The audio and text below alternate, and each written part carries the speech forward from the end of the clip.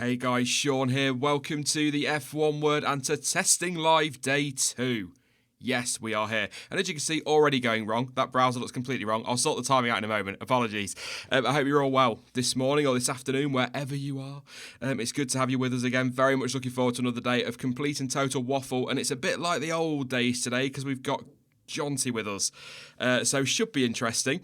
Both of us, I'd imagine, on the coffee already, so I'll bring him in very, very shortly. But I'm going to kick things off with all the usual disclaimers. Obviously, as it says in the title, in the description and all that, no race footage or on-track footage for obvious copyright reasons. Live timing, once again provided by the awesome folk over at gptoday.net, so thank you very much to those guys. The photos as well, they'll all be provided by gptoday.net. Need to add the .net because there are two GP Todays, so make sure you go to the right one if you do go and visit that site. Links in the description.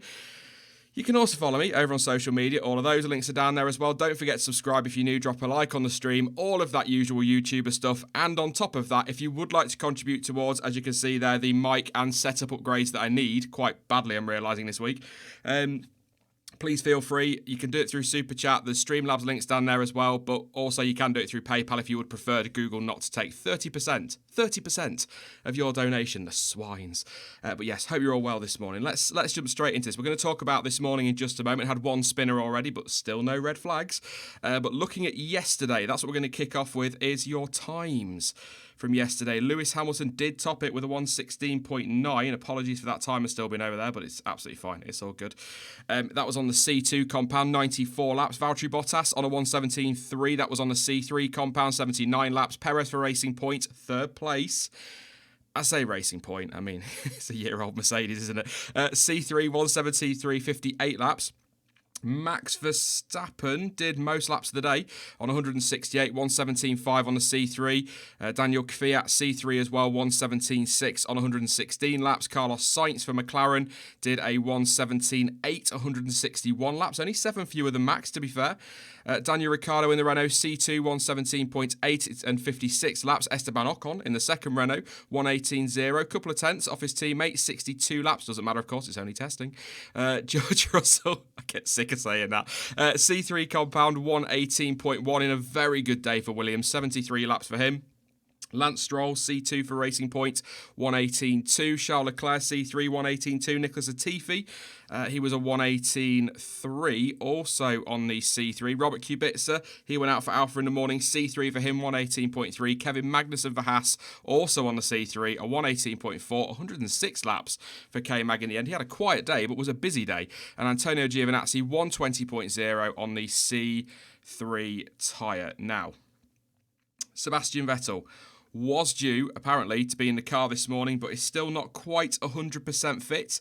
They decided yesterday to swap him anyway into the morning session so that he could kind of chill, have a bit of a lie-in and whatnot, but he will be in the car this afternoon. So he's still feeling a bit blur, apparently, but he will be in the car this afternoon. So he's well enough to get out on track, and he's going to need it. So Charles Leclerc, a full day and a half consecutively, which is great stuff. So yes, I'm gonna get all my headphones on. 2 sets of headphones, that's commitment for you. I mean, it's, you know, I struggle with multitasking as it is.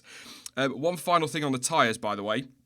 Thank you very much to Dennis over on Twitter. Sent me some coding so that we could have some different colours for the tyres. Unfortunately, because of the unique way that OBS works with browser sources and all that sort of thing, it's not showing up on OBS, but I have got GP Today open and the colours have changed for me, so I can keep you updated at a glance on who's on what tyre at what time. So it's something. We're working on it. We're trying to sort it out. But obviously, same as last year in the races, anything white is a hard compound, anything yellow is a medium compound, anything red is a soft compound of tyre.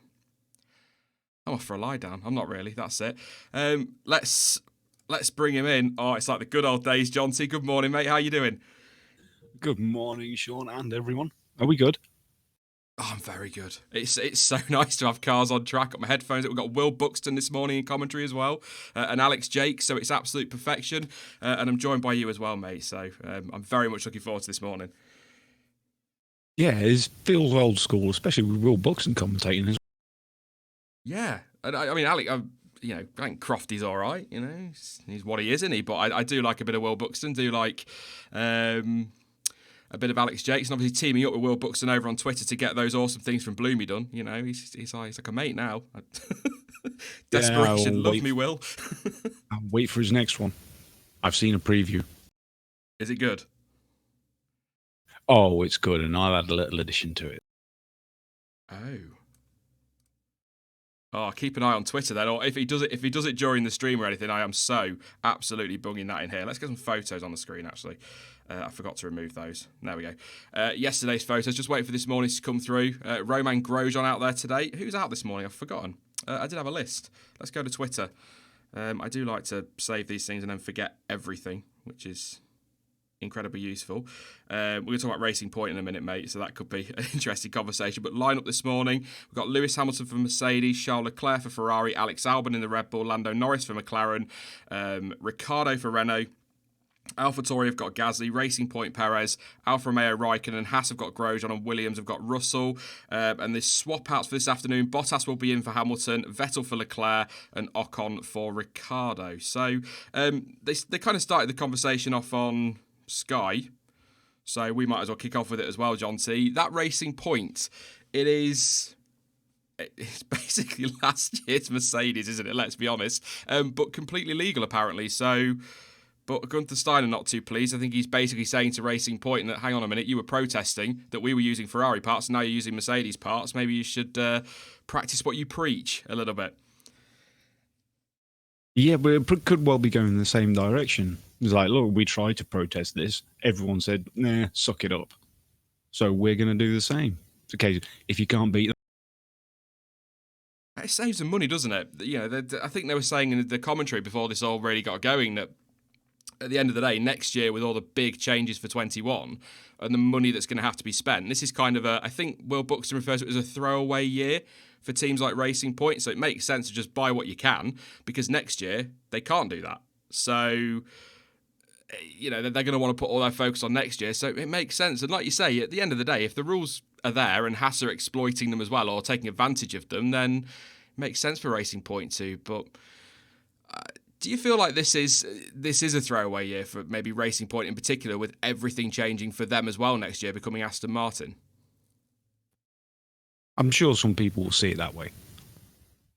Because you got to think, how much is the budgeting going to change because it's effectively going to become a new company, because you've got the whole transition period of Stroll buying that stake in Aston Martin. He's going to have a say in how the company's run and how much they put into the racing side. I think there's a chance we've already seen preparation for that with the news that the hypercar side was put on hold indefinitely yesterday or the day before.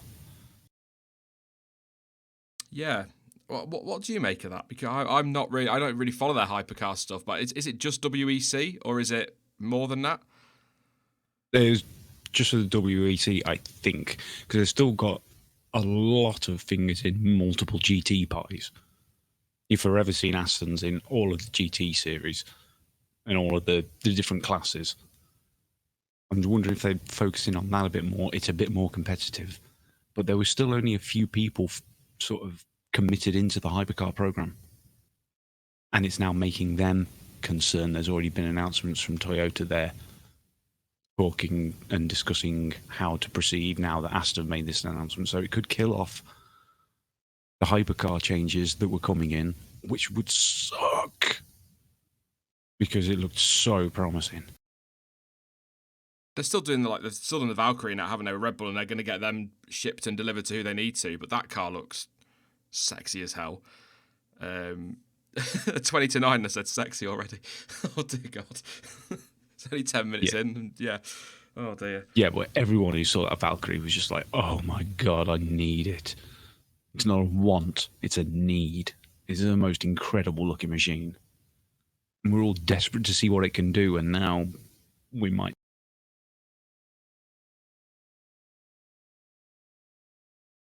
Let's get Lewis Hamilton out on track. That Mercedes looking a bit tasty this weekend. Apparently, Ted talking about they've gone with a whole new direction on the rear suspension, something that's never been tried before. And I think it looks like Mercedes might, once again for a change, be the team to beat this year. But I thought Ferrari yesterday had a really quiet day. You know, Charles Leclerc popping the times in, just getting on with it. Nothing massively exciting. But wonder if Ferrari are a little bit confident, maybe a bit of sandbagging, because it's quite odd in testing, or it feels odd in testing, to see Mercedes sort of be top two. Usually they like to make sure they're somewhere down the back end so that they are sandbagging as Hamilton goes straight on at the chicane, as I'm sat here saying how good the car looks. That's about right. But yeah, quite an interesting day yesterday I found for Ferrari and Mercedes. But yeah, I think the Racing Point thing, it is what it is. It's such an obvious thing to say, but if Haas are doing it, why not? It's not the first time, Toro Rosso, as they were doing it with Red Bull. We've had customer teams, proper customer teams in the past. They're allowed to buy certain things from the Mercedes. Haas do it with Ferrari. It's absolutely fine. I understand I think this guy's ethical reasons. I understand why people like McLaren are grumpy about it. The money they spend and things like that, and then all of a sudden you find Racing Point at the fourth best car, and they're knocking on the door of the top three because they've bought all the bits, and McLaren are there going, well, hang on a minute, we've spent all our money, we've used all our resources to get the car up to fourth place, this isn't fair. I can completely understand it, but there's nothing stopping McLaren going off and buying bits and bobs from Ferrari, or McLaren buying from Ferrari, been there, but yeah, buying from Mercedes next year or the year after and things like that. So I don't know. I suppose it's about like Williams have always said, haven't they, Jonty, that they take the Constructors' Championship seriously. They want to be constructors, and they will always build their car. And I think McLaren are a little bit like that, whereas these newer teams are looking at the budgets around Formula One and thinking, we need to do what we can to be sustainable. Yeah, true, but the way I'm trying to look at it is from our side.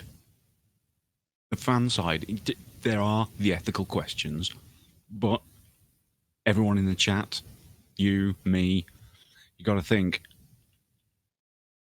are we really going to complain if there's another team that can actually challenge the top three? However they've come about the car to do it, are we really going to care?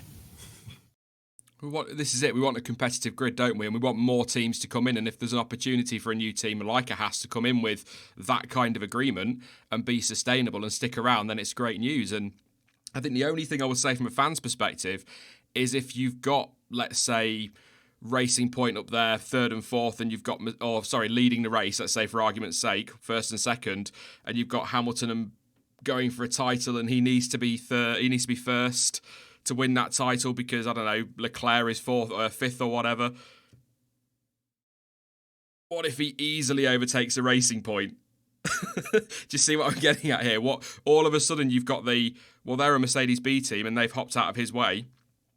Are they, our team's then effectively running four cars?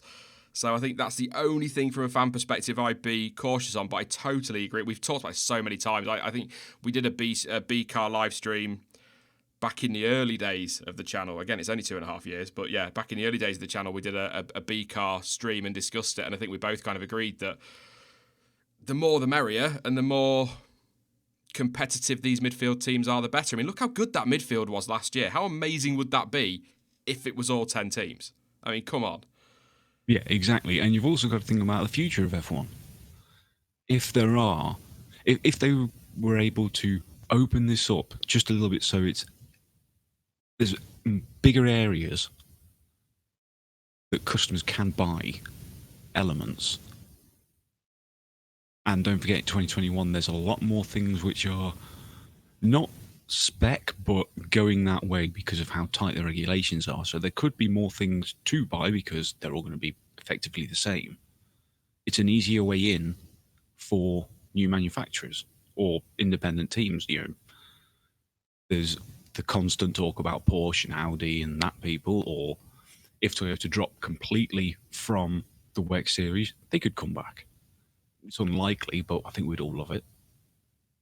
Or maybe even from the independent side, you've got teams like Carlin. I keep going on about Carlin because they're in so many things.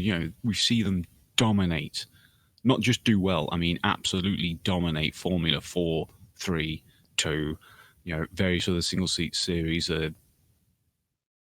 Renault Europe is another one. And then they've gone over to America and they absolutely destroyed everyone their first year in Indy Lights. And they're in the full-time IndyCar as well. Why not go to F1? I mean, great point from Fred in the chat there, effectively saying that as soon as these teams, if these teams like Racing Point start knocking on the door of the top three, all of a sudden your Mercedes and that, when they've been beaten by them, aren't going to want to sell them bits anymore. That's when we start to get into that point, isn't it? I suppose there's a way the top teams can stop these others beating them. But I was saying to Stuart yesterday, I don't know if you heard, but talking about Formula E and all the manufacturers there, it's one of the things I'm jealous of as an F1 fan. I like Formula E as well, of course, but as an F1 fan, I'm quite jealous of the number of manufacturers going over there. And I understand from a business point of view and a future technology point of view, especially with all these diesel and petrol bans that are due to come in the near future, that these manufacturers have got to focus on electric tech. But it's such a shame that we haven't got a grid in F1, which is, again, in those air quotes, the pinnacle of motorsport. We've got Renault, Honda, Mercedes and Ferrari. We haven't got Audi and Porsche and BMW. And you think we should have. Formula One should have all of that. So, I mean, there's a whole debate at the moment, isn't there, with this ban coming in the next few years, that F1 might have to go electric. I mean, that's a conversation we can have if you want, Jonty, which upset more than a few old school F1 fans, I'd imagine, with that conversation. But there's going to be a point where maybe they're going to have to. I mean, there's a lot of talk about will they, but if you can't, I mean, obviously they're not. It's not the same. It's not the same rule. If the UK, for example, are banning new petrol and diesel cars being sold, Renault don't buy their car from a local dealership.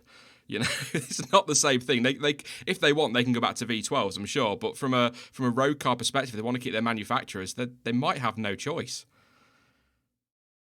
Yeah, and then it gets into the whole debate of, well, if they accept that and put their own development in early, we can get to a stage where they jump before they're pushed.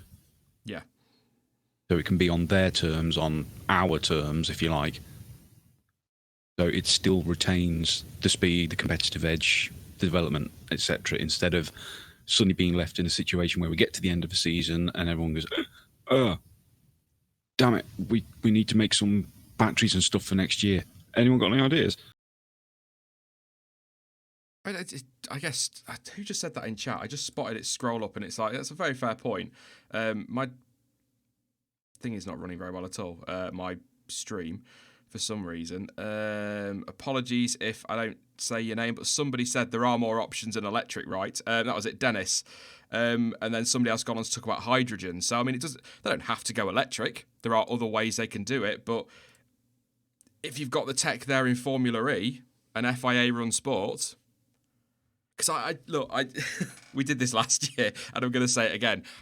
I really love Formula E. I think the racing is fantastic. It's a lot of fun.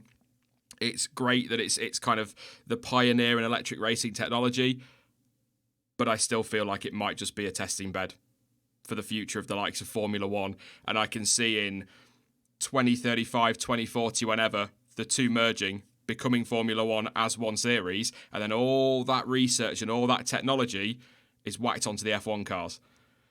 Just a gut feeling. I don't know what you think, Jonty, but they're both FIA-run series. That was the point. That's the point I was going to raise, the fact that it's governed by the FIA. If they didn't have that idea in mind, the FIA wouldn't have got involved. There's plenty of global racing series we see that don't have the FIA involved.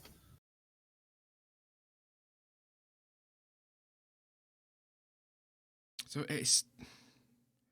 and that just pointing out that the FE have got the contract for another 19 more years, but it wouldn't take much for the FIA to get that contract sorted if they needed to. But I mean, is it 2030 that they're on about banning? Is it 2030 petrol and diesel cars in the UK, or is it 35? I can't remember now. I think it was 35, which, give or take a couple of years, it ties in pretty close. Yeah. Well, yeah, so that's, the lights lab saying 2035, so that's 15 years, so a 19-year contract. You know, the FIA might be able to buy out the last 4 years, or they might be able to go with something else for 4 years, or stick with the hybrids. We'll see. I think the problem with Formula E in particular, And I think that's what people are worrying with Formula One, is it can be a bit preachy. I don't know if you feel that, John T, and whether it's just me. I'm not slating it because I'm one of the few that seem to really enjoy it when I'm doing these streams. A lot of people chat like I hate it, but I really enjoy it. But it does feel a bit preachy at times. I think people don't want F1 to go that way. I think it's important that that awareness is raised, but there are certain things in life where you just want to sit down and forget about that kind of thing and just enjoy a bit of racing. Or is that just me? A bit like Doctor Who, John T. I don't know what you think of this new series, but there have been some really good episodes, but then they end like dead preachy, and they are handled well, but it's like I tune into Doctor Who to get away from my real world problems. I don't tune in to be preached at about the environment and mental health. Massively important that awareness is raised, but I watch Doctor Who to get away from my mental health problems. Yeah, well, that was a big problem with the previous series of Doctor Who. Jodie's first time out. She was brilliant. Everyone played brilliantly in it, and the writing was absolutely awful. Every episode, it seemed like it was, what social problem can we attack this episode and try and fix? Which is that's not what science fiction's about. Exactly. It's like I'm going to try and avoid this debate as best I can, and I know we're only 20 minutes into the morning. We're already talking about Doctor Who, but it's something that always made me laugh. Was going on social media and the reaction to Jodie Whittaker getting the job, if you like, as a doctor, and people going, it's just not realistic. It's like we're talking about a time-travelling alien from a planet called Gallifrey who goes around picking up, let's face it, young people in their police box and travelling the universe with them. I don't think they're going for realism. It's the first thing. But yeah, Doctor Who-wise, John T, I don't know about you, but I've much improved this season versus last season of writing. Still a lot of work to do, but looking forward to this 2-part season finale. Looks tasty. Oh, yeah. It's going to be good.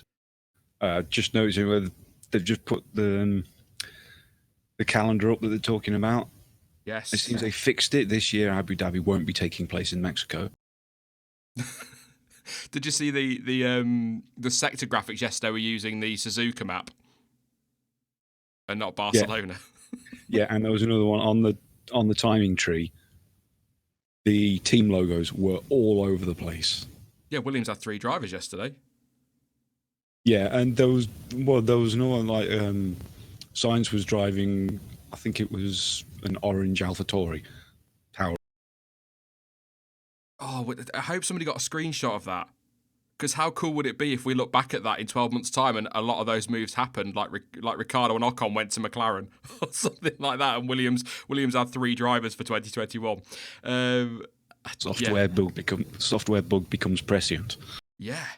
Oh, that'd be brilliant. I was just going to say, Ricciardo hadn't done a 1 hour 119.14. They've just corrected it. It's a 119.14. Hamilton currently fastest on a 118.9. Oh, can't have anything, can you? They're always dominating these bloody Mercedes. But on the calendar, I'm going to ask everybody that's on this week, so I'll ask you as well, John T.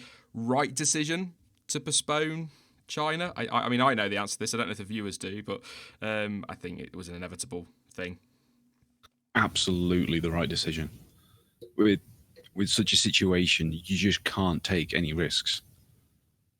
So, if you go back a couple of years to the Ebola outbreak in West Africa, some risks were taken and nearly caused a global epidemic. It was only very, very good medical care up in Scotland and very smart and alert medical professionals that stopped it from spreading around the UK. And then once it's got into a developed nation like the UK, it only takes 10 people to get on a plane. Yeah. So it's absolutely the right thing to do. We've already seen how fast it's spreading. It's just... it's quite scary. I don't think many people today realise how severe and aggressive a virus like this can be. I know it's an earlier time, but you go back to 1919 with the Spanish flu epidemic. Killed 20 million people around the world. And those numbers are just, you just can't make sense of that in your head. So taking every care not to spread it around is absolutely right. And something like Formula One would have been the worst possible thing to go there and risk spreading it. You've got teams flying in from at least 5 different countries, and all of their personnel from probably a few other countries as well. And they go there, do the race, a few catch it, and go back home. Well, I mean, that's what I said yesterday. You've got this situation. If China goes ahead, you've got hundreds of thousands of people converging on a racetrack for the weekend. That's an incubator, practically. That's a ridiculous idea in a country that's struggling to contain a virus. And then all those, you could, with this whole thing with coronavirus about people apparently testing negative initially, but then testing positive a few days later, you could have all the F1 personnel tested, everyone's fine, go off to the Netherlands for the Dutch Grand Prix, and all of a sudden 2 people test positive. Well, that's the Dutch Grand Prix off. It risks the Spanish Grand Prix because they might have a 14-day cooling off period or whatever you want to call it. McLaren, by the way, interesting enough, not letting people in their motorhomes that have been to China this weekend within the last 14 days. So they're taking it seriously. And all of a sudden this postponing this one race, not the easy option, but the easier option, suddenly you're risking 1, 2, 3, 4, 5, 6 Grand Prix, possibly all of them, if the entire paddock ends up getting ill. So it just made sense to cancel it. I suppose or postpone it. I suppose the big question, though, John T, where'd you put it? I mean, they're talking about putting it between Brazil and Abu Dhabi at the end of the year, having it as a 2-day weekend, so you'd have practice and qualifying on a Saturday, the race on a Sunday. What do you do? Do you move it, or do you just wait until the summer break comes around, everyone's forgotten about it, and just tell them it's cancelled and call it off? Because my concern, and you're like this, we've been watching for quite a while, John, between us, ridiculously, probably like 6 decades collectively, but whatever. I think my concern is it's going to come down to money with the FIA. I think if they cancel it, they don't get a hosting fee. If China cancel it, they still get the hosting fee. And I worry this is all coming down to money. Ultimately, that's the case in Formula 1, though, isn't it? But I think sticking it between Brazil and Abu Dhabi is mad. It's a 3 back-to-back, and it's a lot of travelling. Yeah, I don't think it's... What do you think, chat? Is it possible to do back-to-back-to-back going South America, Eastern Asia, Central Asia? That's a hell of a lot of time. Hell of a lot of travel. Well, the team struggled with it when we had 3 races back-to-back in Europe. Yeah, and you can drive between the tracks there. Yeah. They hated it. So I don't... Yeah, I mean, I'd just cancel it, but... Yeah. But then we've got to talk about the proposed replacements. Yeah. I was just going to say, Rourkefist in chat saying the teams won't agree, so it could be irrelevant. All 10 teams must agree to wherever it's put, so ultimately it'll come down to them. But Stuart pooed all over it the other day. But I got really excited, as I'm sure you did as well, when we saw Imola mentioned. But so many people talking about, and I would, if I were picking, I probably would pick this one, Sepang. You know, it's in the right area of the world. It would be a logistical challenge, but it wouldn't be a huge logistical challenge to go from Vietnam to Malaysia. If they could get all that sorted, it'd be fantastic. The problem is, as Imola are saying, they wouldn't be able to pay a hosting fee because they wouldn't be able to sell enough tickets. So, because it's such short notice, and even they're calling it mission impossible. So Sepang, the circuit owners who weren't really keen on having F1 there and couldn't really afford it, they're not going to be able to sell tickets for that very, very quickly. They're not going to be able to raise a hosting fee. So I think that would be the easier option if we remove all of those little caveats and whatnot towards it. But I'd take Imola, even as a one-off or a standalone event that isn't actually a championship event. But failing that, I think it was it WTF1 or Veloci who put this forward? If they can't actually get to a track, get the game out, get some drivers together, let's have a virtual non-championship event on a Sunday afternoon. Why not? Yeah, I thought that was a fantastic idea. You know, as a last resort, all 20 drivers, full rig setup, and then they really can go absolutely for broke and dive for every move because there's no risk of anyone getting hurt. And it would be awesome to see what they could do with that. Or failing that, get some carts out. Send them all a book more. You could get them on the game. You could give them all their cars from a sponsorship. It'd be pretty easy to mod this year's liveries in if they needed to from a sponsor perspective. Do that. But in the options bit, select equal cars. Oh. Who is the best? I mean, Lando Norris is in with a shot. Surely he spends all his time on a game, doesn't he? So, that'd be brilliant. Equal cars up and down the grid. You got Kimi Räikkönen at the back going, being all okay boomer about it. Do you know what I mean? It'd be brilliant. I think that'd be fantastic if they can't get a race organised. Because you'd have Kimi turning around saying, "Does that mean I can drink while I'm racing?" Kimi Räikkönen smashed by the end of we call it an E-race, wouldn't you? Or you can't call it an E-Prix, obviously, but an E-Sports Grand. Oh, I'd love that. If they can't do an actual track, let's get them on the game. Or failing that, race stars. Oh, yeah, absolutely. I wonder if Lewis will race as Nico Rosberg. Be interesting. I'd like that. I'll do a run through the times and we'll come back to this, but I'm liking a karting idea, Jonty. But Lewis Hamilton currently fastest, just under 3 hours to go. 118, it sounds a lot, but it goes by quickly, don't panic. 118.915, 21 laps so far.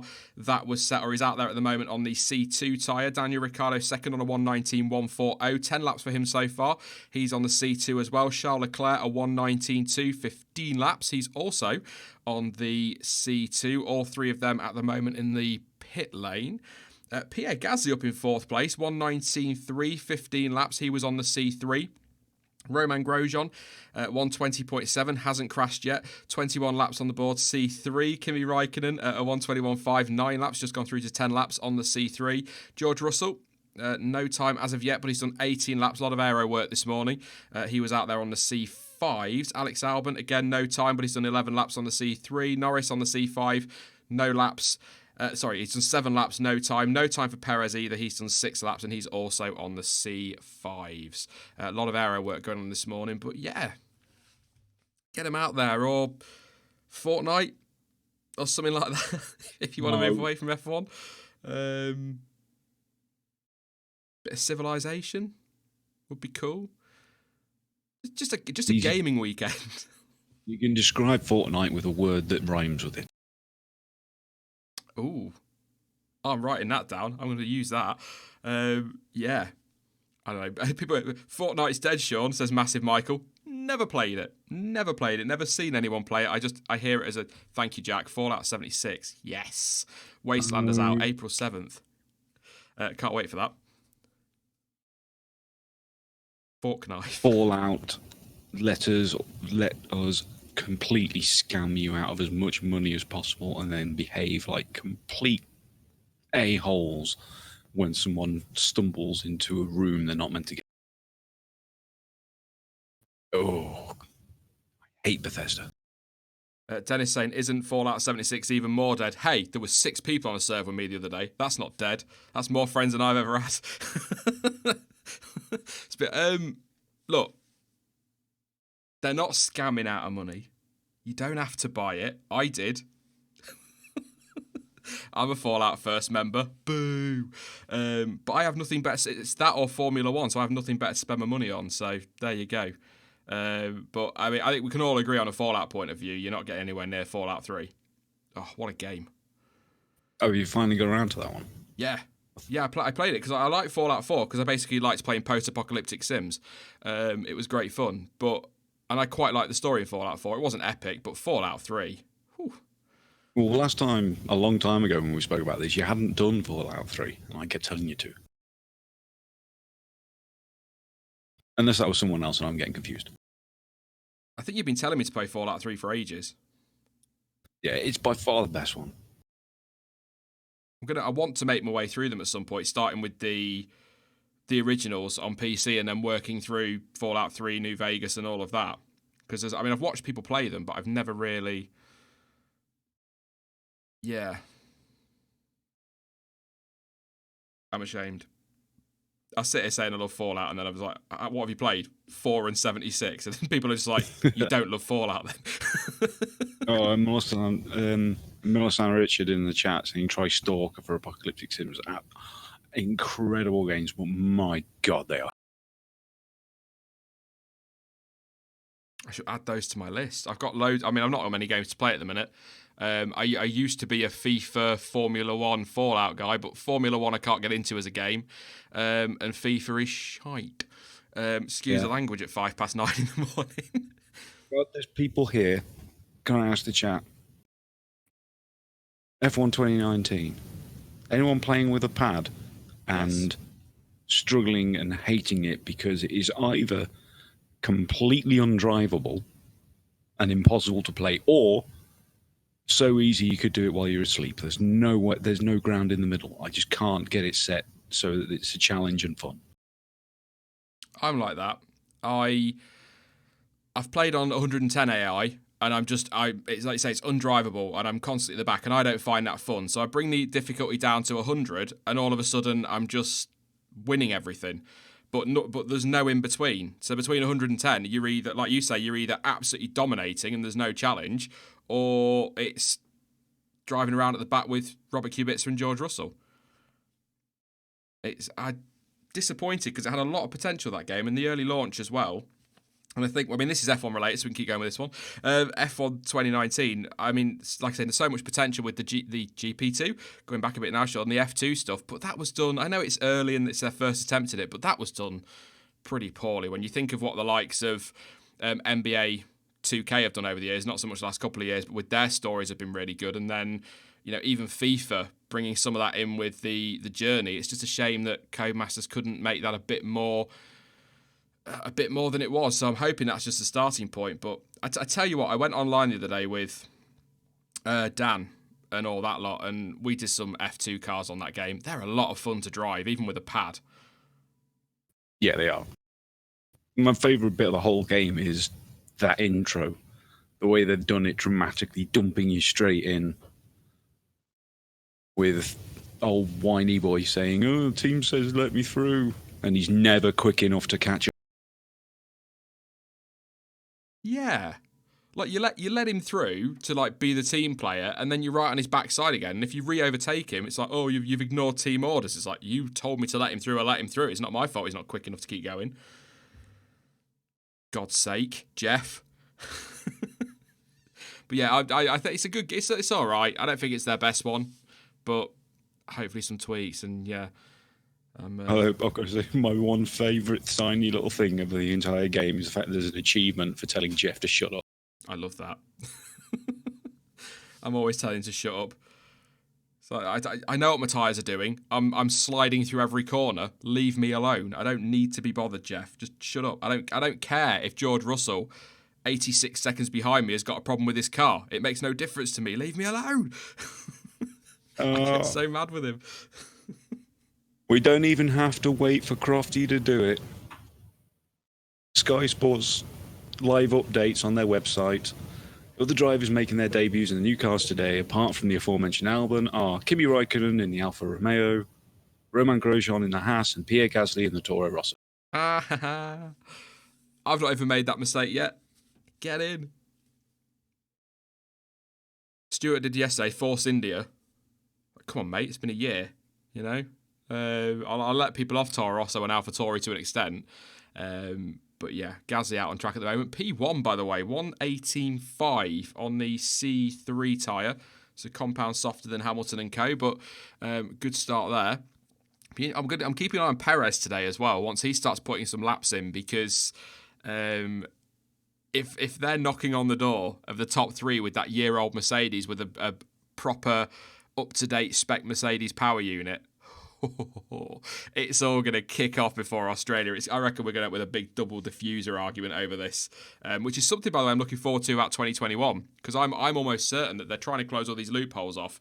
But an Adrian Newey, for example, he's smart enough to find some loophole somewhere that the FIA or the F1 haven't found, and we're going to have this massive double diffuser style argument or blown floor argument again for Australia next year, and I'm looking forward to that, because I keep saying I'm not into all the technical stuff like a lot of people are. I love the racing, but I also love all the drama and the politics as well. I think that's why 2007 is one of my favourite stories, and I think we said this before, Jonty, that we're both looking forward to the autobiographies on that year. Oh, absolutely. As I was saying, the race put out their tweet saying which 3 people from F1 ever would you like to have around for a dinner party? And my answer will always be the same of I just want Lewis Hamilton, Ron Dennis, Max Mosley. Let the wine flow for an hour and then just casually sort of pipe up with, well, 2007, oh, what a weird year. What do you guys think? And just sit back and listen. It would be so good. It would be. And I think Lewis Hamilton, was it last year when he was asked by the guy who asked the really long questions about his book? I think he was hinting that there could be some interesting stuff. Yeah, that guy. That's a funny question, but this is why people don't understand what I mean when I say I like Sebastian Vettel. But his response to that is perfect. And then when he just turns around and goes, "Can you repeat the question?" I mean, for a German, he's got such a British sense of humour. He's such a big fan of like British comedy and that. I don't know why. Some of it's terrible, but some of it's brilliant. And I loved that whole thing. And Sebastian Vettel was just. I want to see that Seb back this year, John T. I want to see cheeky Seb back. Yeah. Me and partner Susie, we have this theory. Because through Schumacher's dominant years, we never, and you'll probably agree with this, we didn't see the fun side of Shuey. No. I'm tempted to say because of British media, because he's German. Yes, there is still a silly thing with a lot of the older people in the UK of, in the war, and all that rubbish. You know, we are not those people. They did that. This is us. There you go.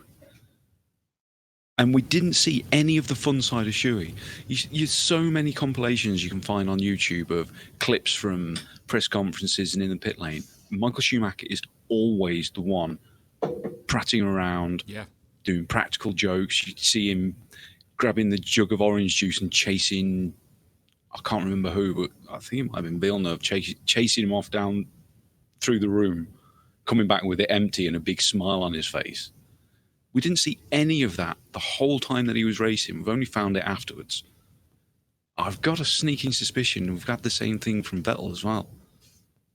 Because we've seen the last couple of years, he's constantly been having fun. Well, not the last couple of years, but his first few years with Ferrari, he was having fun all the time.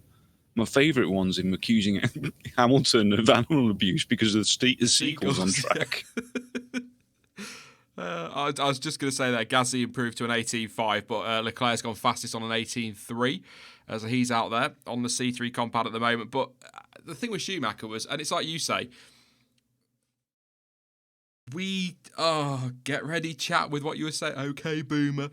When we were younger, John T, and we were watching F1 in the 90s, that we didn't have social media. So we relied on newspapers and Googling or whatever, asking Jeeves, and it taking 7 months to load anything. We had to do all of that if we wanted information in the early noughties, even the early 2000s. But we had to rely very much on the mass media, didn't we? So we were told what they wanted us to hear. So we ended up with, these bloody German drivers staying over there and doing their job and that kind of thing. I'm so glad the country's not going down that route anymore. But yeah, like really everything was anti-Schumacher and, do you remember when he hit Hill? It's like, yeah, but Hill hit him. Oh, no, we don't talk about that. He hit Hill. And this big, massive, that just so much hatred for him from the British media. And it is still the same today.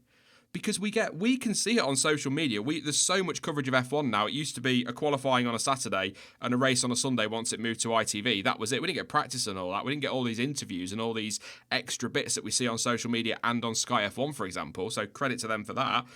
So we can see what Seb's like. We don't have to rely on that. But it's still the same because Andrew Benson, I'm sorry, is a prick to Sebastian Vettel. He absolutely has this massive issue with him. And all I can think is he works for the BBC and Vettel's German. Because I don't know why anybody... I mean, he's done stupid things on track, but as a person, as he's grown up in his Toro Rosso days, I think as you said before, John T, he was a bit of a brat behind the scenes, apparently. But he's grown up and he's actually as a person, seems to be a really nice guy. But Andrew Benson, in particular, has this massive issue with him. And it's exactly as it was with Schumacher.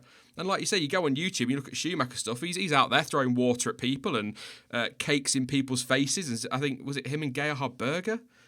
Or am I thinking of Senna and Berger? It's Senna and Berger, actually. But that sort of thing was always going on, but we never saw it unless it was Damon Hill or Nigel Mansell, because they're just so funny. Moment over. That was it. I just wanted to attack Benson.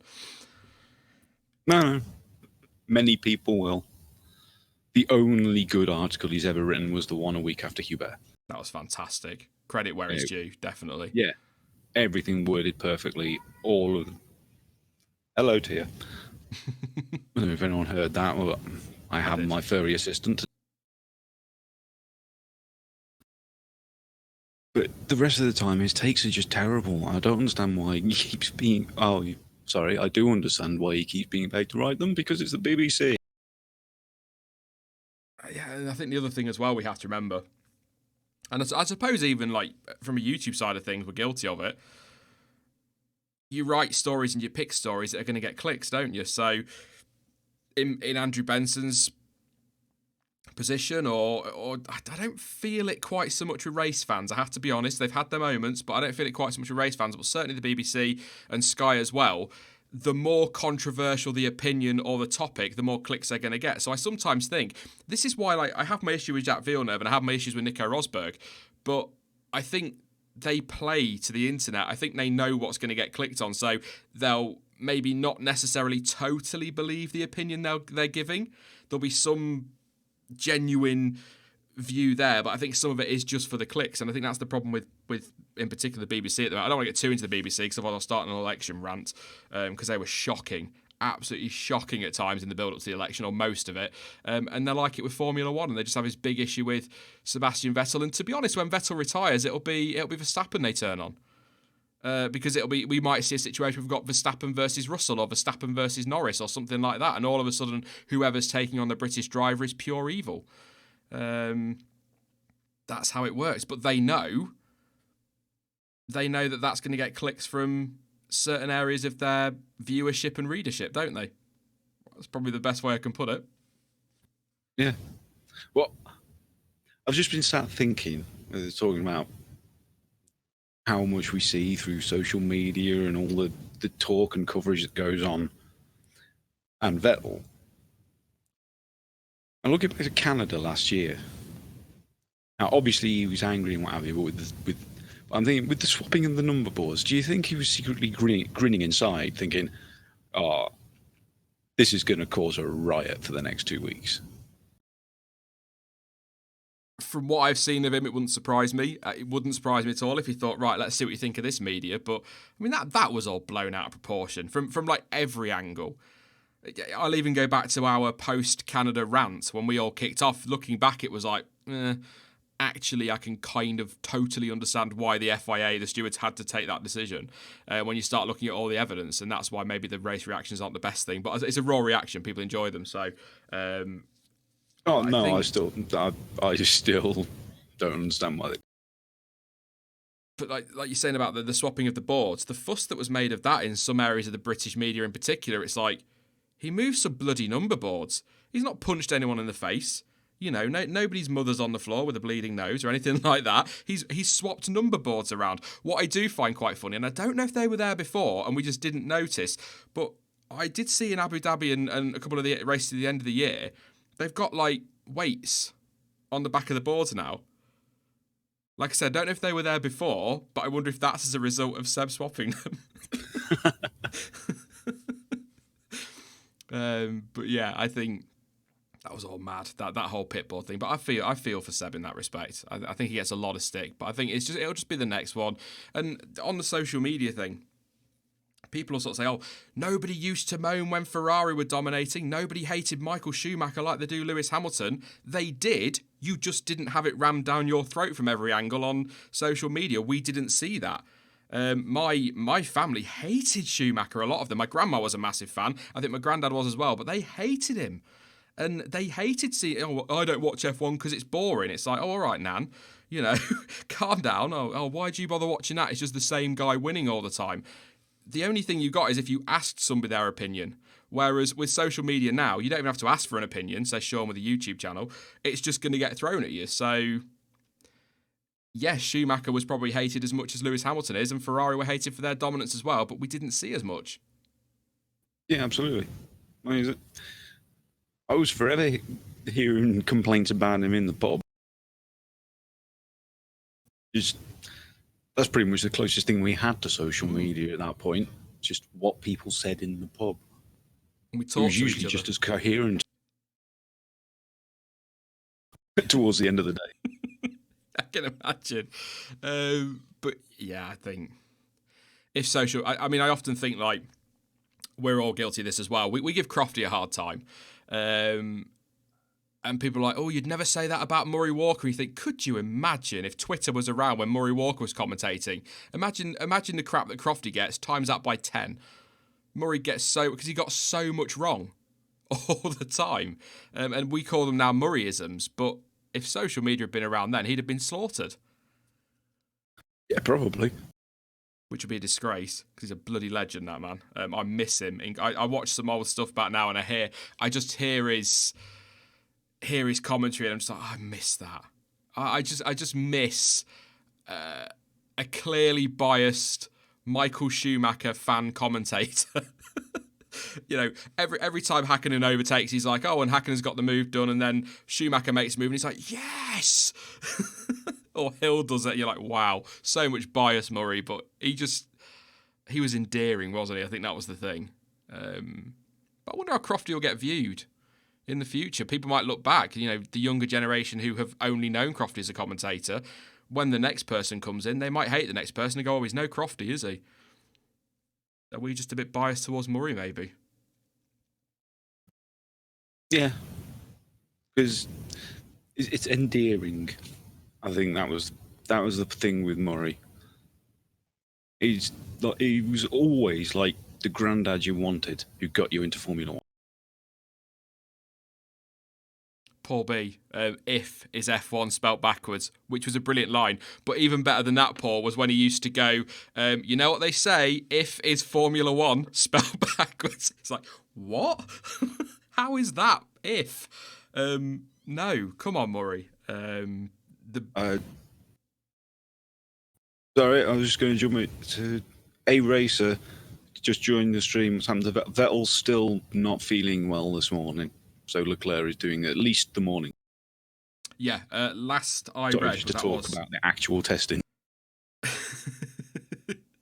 That was an hour ago that I checked that. Vettel was not feeling great this morning, but is still expected to be in the car this afternoon. So, yeah. I'll keep an eye on that. That might change, but that will be. I mean, it's a day and a half consecutively for Seb, for Charles. He might get 2 full days. So, do the drivers? We kind of said this yet. Somebody asked yesterday, Jonty, what the drivers get out of testing. Do they really need that time in the car with all the simulator work they do now, or is this more for engineers and the team than it is for drivers? Do you reckon? Is Seb going to be on any disadvantage come Australia because he missed a couple of days of testing? Really? Oh, no, I definitely think it's still for both drivers and engineers. You've got to have that real data and real experience and feeling on track. The best simulators in the world still aren't going to be able to do it 100% accurate, and it can't take in, it'll never get wind just right, or the fluctuations in temperature that can happen over minutes. Different areas of the track, they really do have to have that time in the car. If he was to end up being ill for the whole of testing, hypothetically, I'm absolutely sure you would see him doing the most laps in the practices at Australia, and he would be a measurable distance back from Leclerc. Dan the Indoor Man _DGC says, I'm watching testing and Hamilton's steering wheel looks like it's moving. I spotted that. It seemed to come towards him, didn't it? I wasn't sure if it was just me just catching it rather than it actually happening. I don't know if it's just like a trick of my head tilt or whatever. I don't know. But yeah, thank you for confirming that. I thought it was going mad, but it definitely looked like it sort of pulled it forward and then pushed it back. So maybe it's like an aircraft. He pulls back and he goes faster, pushes forward and slows down. I don't know, but yeah, keep an eye on that if we get another on board. That Williams does look bloody lovely, that livery out on track, and it's a nice little car. I don't want to talk too much about Williams today because yesterday they just dominated conversation because everything was like, oh, Russell's done one lap. That's one more than he'd done at this time last year. So everything was just, yeah, all around Williams. But that car does look very nice. Have you got I'll ask you, John, have you got a favourite livery out of all of them? Well, I did kind of rank them on Twitter. A lot of people didn't like the fact that I don't like the Alpha. Which Alpha?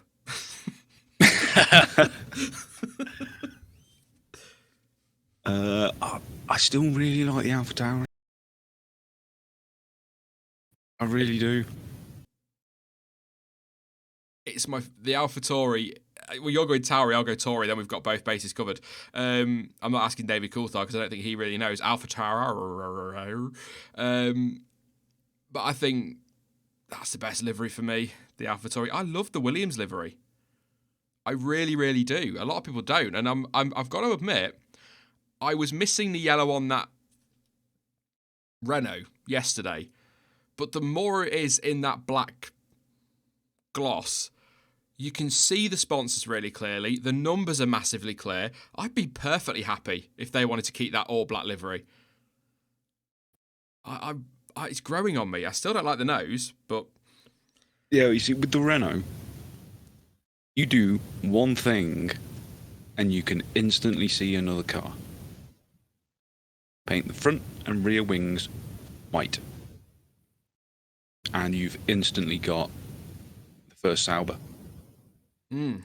which was all gloss black with white wings. The only sponsorship on it was a big Mercedes logo on the side of the cover because it was the first time Mercedes had come back in as an engine manufacturer in '93, and that was a great looking car.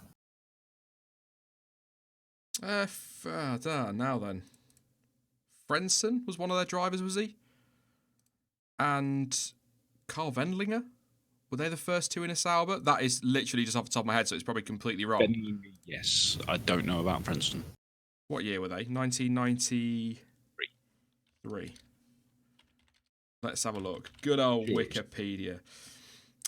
The source of all totally legit information. It's a Sauber. It was JJ Leto and Carl Wendlinger. Leto. So Frenson must have been 94? 5, somewhere around there. I think it may have still been Leto for 94. The car had changed slightly, but...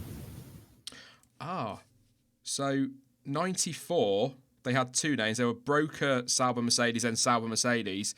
Carl Wendlinger did races 1 to 4. Andre De Cesaris did 6 to 14. JJ Leto did 15 to 16. And Heinz-Harald Frentzen did them all. So he had 3 teammates that year. Did Frentzen. Yeah, well, I can't remember if it was 94 or 95. It might have been 94 as well. Wendlinger ended up going out after a serious smash in Monaco. And if memory serves, he was the reason the wall was moved back at the Nouvelle Chicane. He was a lucky guy because to walk away from that. Yeah. And his crash moving the wall back could well be why Button got off relatively lightly from his. And Perez years later. Oh, I miss the Sauber name. I know they're basically still there, aren't they? Really, I mean, they're called Alfa Romeo, but they're fundamentally the same team. But I do miss that name on the grid. I'm old school though. I mean, I'm quite happy to still refer to Mercedes as Tyrrell if people are up for that. I might do that at some point this week. Just go by old names when I'm going through the order, just for the hell of it. But yeah, I'm just going to put some more pictures in, Jonty. So if I sound like I'm struggling to multitask, that's all it is. My brain isn't functioning. But yeah. Yeah, let's refer to them all by their original names. just watching the McLaren come into the pits. That one doesn't work. Yeah, that's boring, isn't it? Bloody McLaren never changing their name. Yeah, in the McLaren. So what you'd be... Lotus topping the timesheets. Minardi second. Were they Lotus first or were they Tolman? Renault. Oh. I always get mixed up between Tolman and Lotus. I think they were Tolman first and then became... Yes, they were, Tolman. Oh, I got something right. Oh, sweet. Yeah, it'd be a Minardi second, wouldn't it? Ferrari still third, obviously. Tyrrell fourth. They're actually doing this on the bloody commentary right now. Are they? At the exact same time. I don't believe... Oh, Buxton's listening in, the thieving swine, isn't he? I knew it. I couldn't trust him. So Albon would be in Stewart. It'd be Jordan for Perez. It would be Sauber for Raikkonen. Haas would be Grosjean, obviously. Russell would be Williams. And there you go. Well, they were doing it in commentary, weren't they?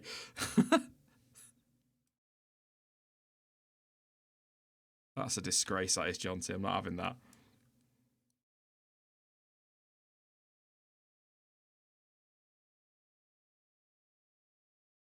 I'm just listening to him now.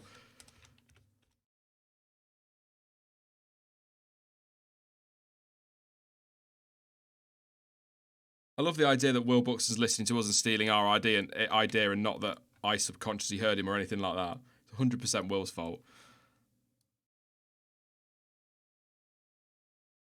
So I'm just going to whack some pictures in a sec. GP today have had some trouble with their gallery this morning, so you've been stuck with pictures from yesterday for the first part of the day, but I'm just trying.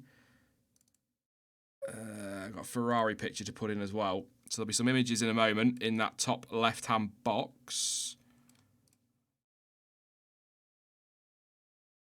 Let's go there. So I've got 5 more images coming in. So yeah, I can't multitask everyone, so you have to bear with me a sec. What are you doing now? I'll address this question in the chat. You asked it a couple of times. Nicholas Cowie?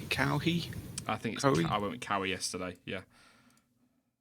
Are drivers nowadays more talented or in the past? And if in the past, you can't really compare them because it's completely different. You go, if you were able to put a really early past driver in today's car, like Fangio, Ascari, Moss, I doubt they'd be even able to get it off the line. And they certainly wouldn't get around the first corner just because of all of the complexity of what's going on, everything they have to think about. But conversely, if you take Vettel or Hamilton or Ricciardo and put them in the old Mercedes W196 and then try to send them around the Nürburgring at flat out, they wouldn't get halfway around the lap. And they certainly wouldn't be able to last the old race distances. The old race distances were torturous.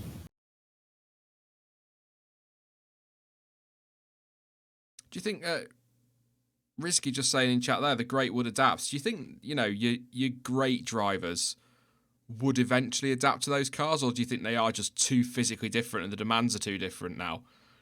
And then versus each other.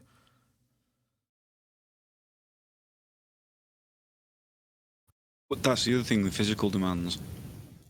I think we have various drivers setting records. I read it the other day, but I think the oldest driver to win a race was like 54, possibly. Now, even if you're the fittest guy around, and you take really good care of yourself, and you're always exercised well, fed well, and you're really on top of your game, the natural process of aging is going to make that incredibly difficult with the forces that these guys put up with. I've got Ricciardo currently fastest, by the way, 1:17.7, 17 laps on the C3. He's looking at Pierre Gasly out there at the minute, P2. I'd take that grid in Australia. Ricardo, Gasly, Leclerc, Hamilton, Albon. Never going to happen, of course, but yeah. It's this whole the whole comparison of trying to pick the best driver of all time. I don't think you can, really. I think you'd be able to do, like, best driver of their era, but I don't think you can do best driver of all time, really. Yeah, and I've been trying to split the eras. Some end up a little bit shorter than others. But see what you think, see what chat thinks. You go, first one, front engine, where you've got a good 7-8 years. Because as soon as the Cooper Climax came in, swapping the arrangement around, the speeds erupted. And it became a very, very different car to handle. So there's one era. And then you've got all the advancements of the little pocket rockets until the first aero. You know, it's quite, if you think about it, it's quite easy to separate the different eras.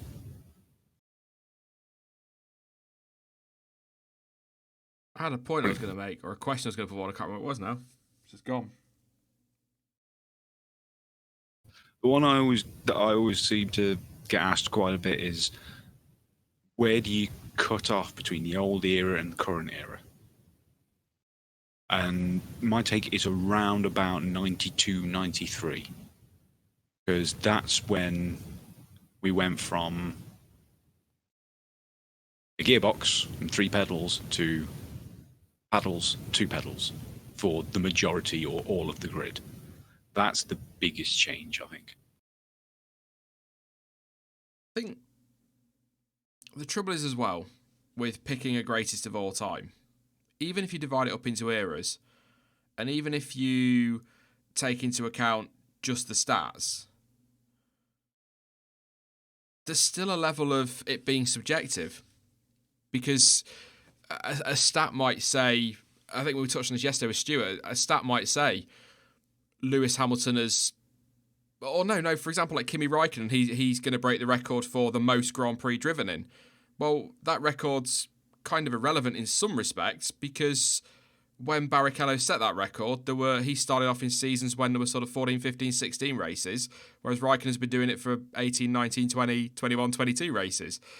Point system, that's changed so much, so that's kind of an irrelevant stat now, but there's always going to be a level of an opinion in there, so it's subjective.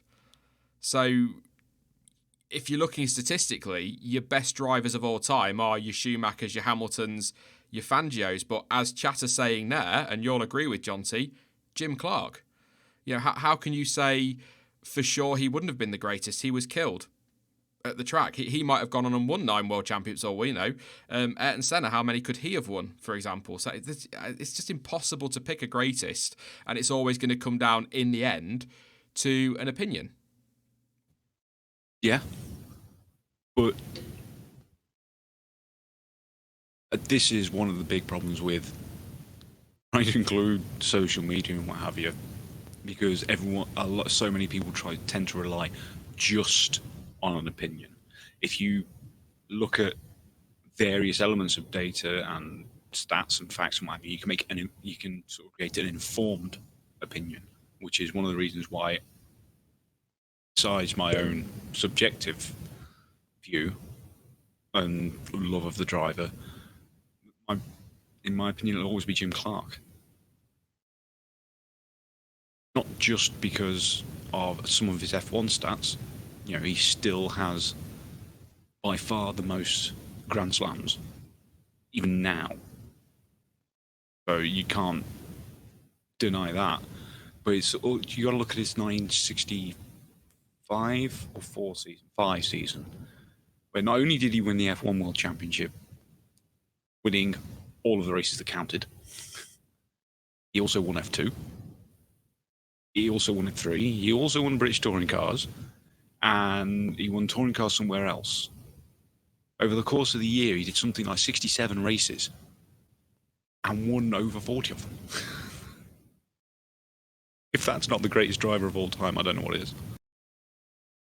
Going to come back to this in a moment, but Mark Priestley at F1 Elvis, been looking at the Lewis Hamilton steering wheel thing, said it could be that the actual steering rack and therefore the track rod moves or the track rods move, reducing toe out to close to zero on the straight, which will reduce drag and improve tyre life. So that thing that we noticed, I can't remember, you were in chat now, and a lot of people have noticed, it looks like it was a deliberate thing, and it is something to do with reducing drag and improving tyre life. Now, whether I'm going to check his comments, a couple of people asking if that's legal. They don't have to run a legal car in testing, of course, but as Stuart said yesterday, it'd be kind of pointless running an illegal car because you're not learning anything, because you can't use the information, because you can't use it again. But if that steering wheel is doing something, and they've got this funky new suspension that nobody's ever done, and they're already quite happy to go with competitive times versus everyone else in testing, fingers in ears, non-Mercedes fans, we might be in for another Mercedes Fest this year, because it looks like they've got some very clever innovations on that car. And I wonder how much of that is testing for next year, stuff they might be able to get away with as well. But yeah, especially the sort of the cooling issues as well, which is something they're saying they appear to have got on top of. So that was one of the things that really hampered them last year. So I will also say as well, thank you to Annette pointing it out. We had 1.1k watching and only 70-something likes. So please do drop a like on the stream. And don't forget to subscribe if you are new as well. And you can, of course, donate towards that little total at the top there for a new XLR mic, which is getting me very exciting. I want to get a proper XLR set up. You could donate through Super Chat. 30% go to Google, though, so if you would prefer, you could do so through PayPal. I have had a PayPal donation. I can't log in at the moment. The app's down for some reason, so as soon as I can, I'll give you a shout-out, so thank you for that, whoever that was. But links in the description down below. And John T's channel link is down there as well, so make sure you pop down and give him a sub as well. Content coming soon, hopefully, John T. Yes, absolutely. Well, just after testing, in fact. I'm going to G you up. Right, come on, John T. Pub. No. Interesting this is stuff. A big grey area. What, the Lewis Hamilton? Are we going to watch it now as a replay now? This will be interesting. So he's round the corner, lifts it through the corner a little bit as well, pulls it forward. Tiny bit, and then in he comes to the pits. Are they going to show it? He does pull it back a little bit, even on the pit entry. I kind of want to see that one where he was on the start-finish straight again, because there's little movements there, but he definitely pulls it back substantially on the straight. What were you going to say, John? So you spotted something. No, I'm just watching it.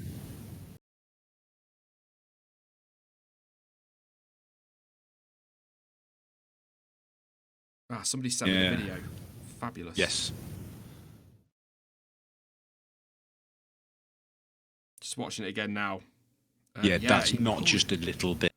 No, that's not an issue. He's pulled that back deliberately.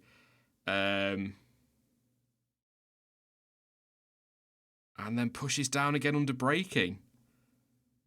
Interesting. Right, there's a few possibilities going in here. Someone just suggested brake balance. I can't see that being the case. It's way too inaccurate. I mean, it could be, but they've got so many switches on the steering wheel. That'll all be done doing the brake balance, won't it? So, and it damn, like you say, more accurately. There's too many variables in pulling a steering wheel out and pushing it forward for brake bias. How many clicks forward do you go? How many clicks back do you go? Yeah. This is the thought that came into my head. Is this the modern evolution of McLaren's third pedal? Ooh, 98. 98? Yeah. Ferrari had a strop, didn't they, about that, going back a bit. Yeah, but what I was going to say when I mentioned this is a very, very grey area, I guarantee you Ferrari will be tearing their regulation books apart, covering every single letter of suspension steering geometry regulations to find something to complain about this, because this is absolutely dodgy in some way.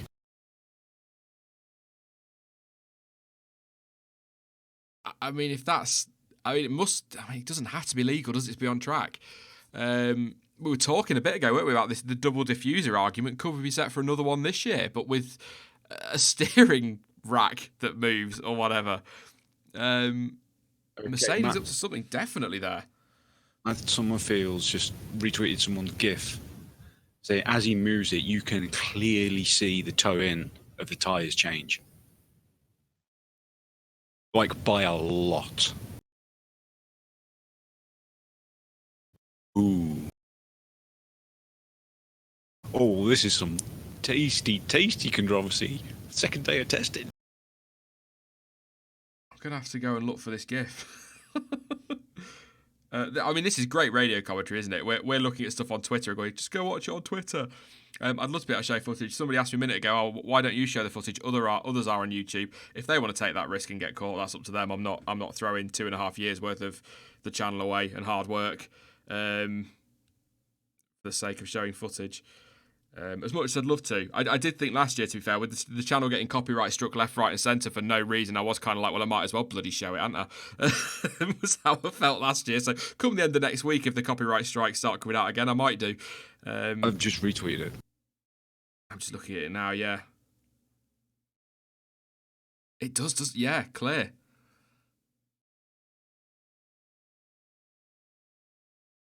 Wow.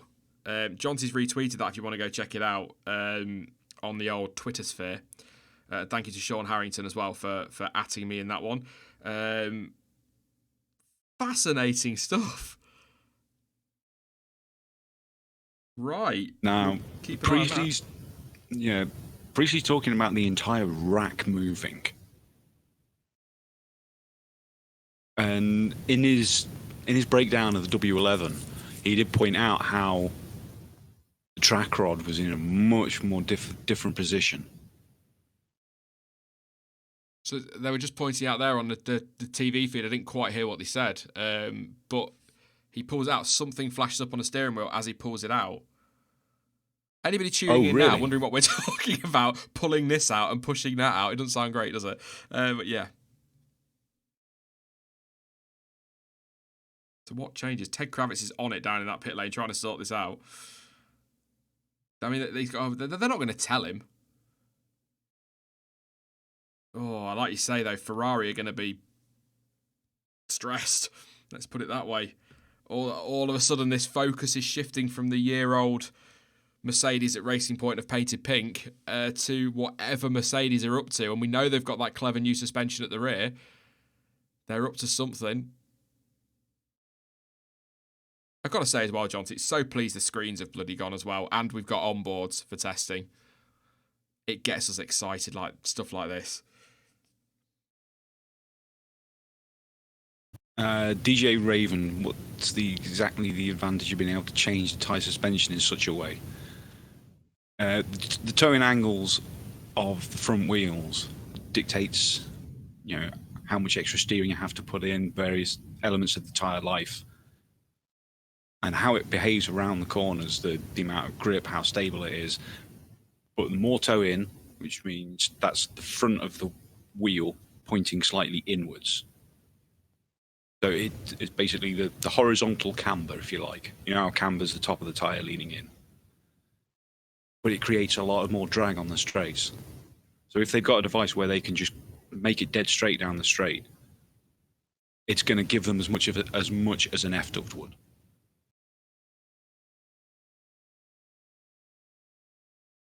Nicholas Cowie. This reminds me of the one hand on the F-duct. Can't see this being safe. One hand on the wheel and one hand on the F-duct, sorry. I'd argue it's safer than the F-duct, but I know the point you're making. You're kind of pulling your steering wheel forward and pushing it back whilst doing 1,000,001 other things, but that is fascinating. Absolutely fascinating. I'll run through the order in a few minutes again. Make sure I at least do it on the hour. Smokeout FPV says F-duct ? I couldn't tell you what it does. Jonty might be able to, but essentially the drivers used to use their hand to cover effectively a hole on their cockpit. But I could honestly not tell you what it does. There was just a tube effectively that ran the full length of the car and came out I think it came out from the end fences of the rear wing, blowing across the planes of the wing. And when they cover up the hole, it forces the air through the tube instead of just passing over the car, and the air coming out across the planes of the wing stalls the wing effectively, forces it to be less effective, less drag, faster on the straight. Yeah, and it effectively got cancelled for being unsafe, didn't it? As among other things, but mostly because drivers were one-handed, 200 miles an hour, trying to focus on covering this hole. So, yeah. Yeah. What would you say, Sean? Would you argue that it directly led to the innovation of the DRS? Because it does the same thing, just in a different way. Was the F-duct before DRS or after? Oh, way before. F-duct was 2010? 2009? No, 2010. I mean, I could see it leading to DRS if it's doing that job, and maybe. Yeah, the problem was that McLaren, who innovated it, had a nice simple system because their drivers had both hands on the wheel. All they did was move their elbow a bit. Oh, no, I think McLaren actually did with their knee. It might have been the left knee. But then other teams came along trying to copy it, and I think, was it Ferrari, who had Massa going around corners with his hand completely off the steering wheel to cover up a hole. And that's when people took more notice and went, no, that's dangerous. Which is a shame. If people had been as smart as McLaren at the time, it would have been fine and would have stayed in. I mean,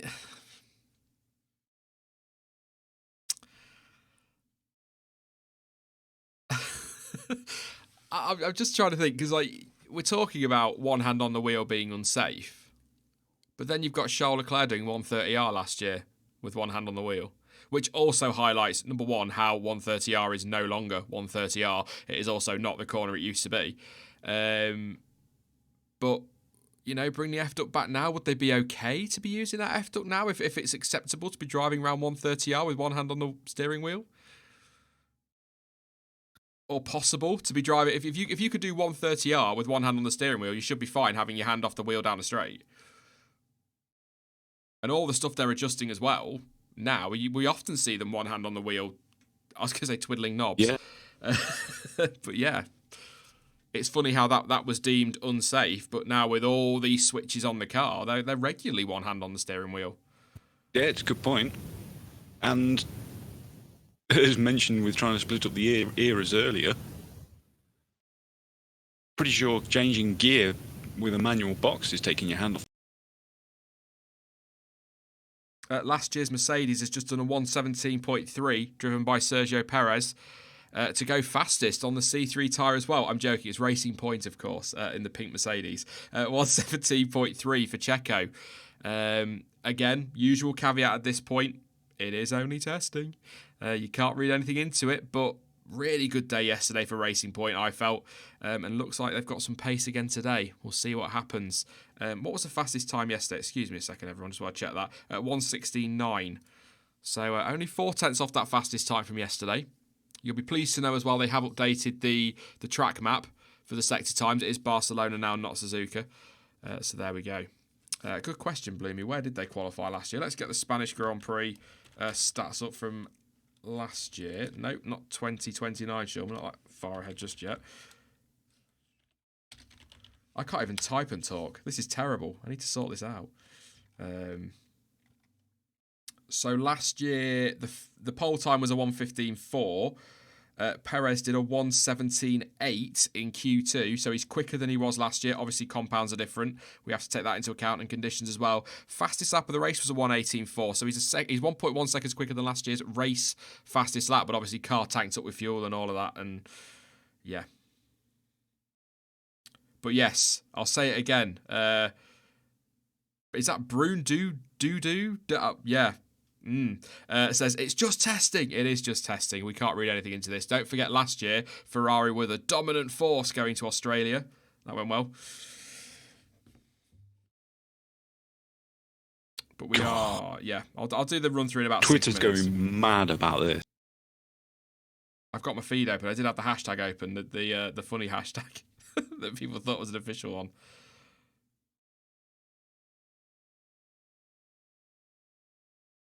I just keep it's yeah. Looks like the Merc steering wheel is moving towards the driver to reduce drag on the straights, then away again under braking for corners. Never seen that before. That's Mark Precy again. If you're not, I'm sure a lot of you are following him on YouTube and Twitter, but if you're not, you should be. Top guy as well. Yeah, loads of interesting stuff on this. It's good. I mean, Ted's on about asking Mercedes what it is. Toto or whoever isn't going to stand there and go, sure, Ted, here's all the information you need. So we're not going to know until somebody works it out. So fascinating. This is why people say, oh, testing's boring, and let's be honest, it predominantly is just drivers going around in circles slower than they probably should be. But every now and again, little bits like that crop up, and it's nice to just get a little bit excited. But I think as well, with the rules being so restrictive, John T, it's also nice, whether it's Mercedes or not, to see something new, a bit of innovation. Yeah, it is. This is probably the most innovative thing we've seen for quite a few years. Oh, Dan Russell. No relation to George. He's got the rulebook out. Regulation 10.2.3. No adjustment may be made to any suspension system while the car is in motion. Oh, Dan's got his Martin Brundle on. I like that. So, I mean, again, you don't have to run a legal car in testing, but you would assume they are. Apologies for the noise. The bin men have turned up. Or bin people. Whatever, the bin folk, they are here, so apologies for the noise. But yeah, you can run an illegal car in testing, but it's kind of pointless doing that. But it doesn't necessarily mean, if it's in the rules that you can't adjust suspension, it doesn't necessarily mean it's a suspension thing. It could be adjusting something else. So let's assume the Merc is 100% legal and what they're using is legal. If the regulations say you can't adjust suspension, it's not doing anything to the suspension, John T. We could argue.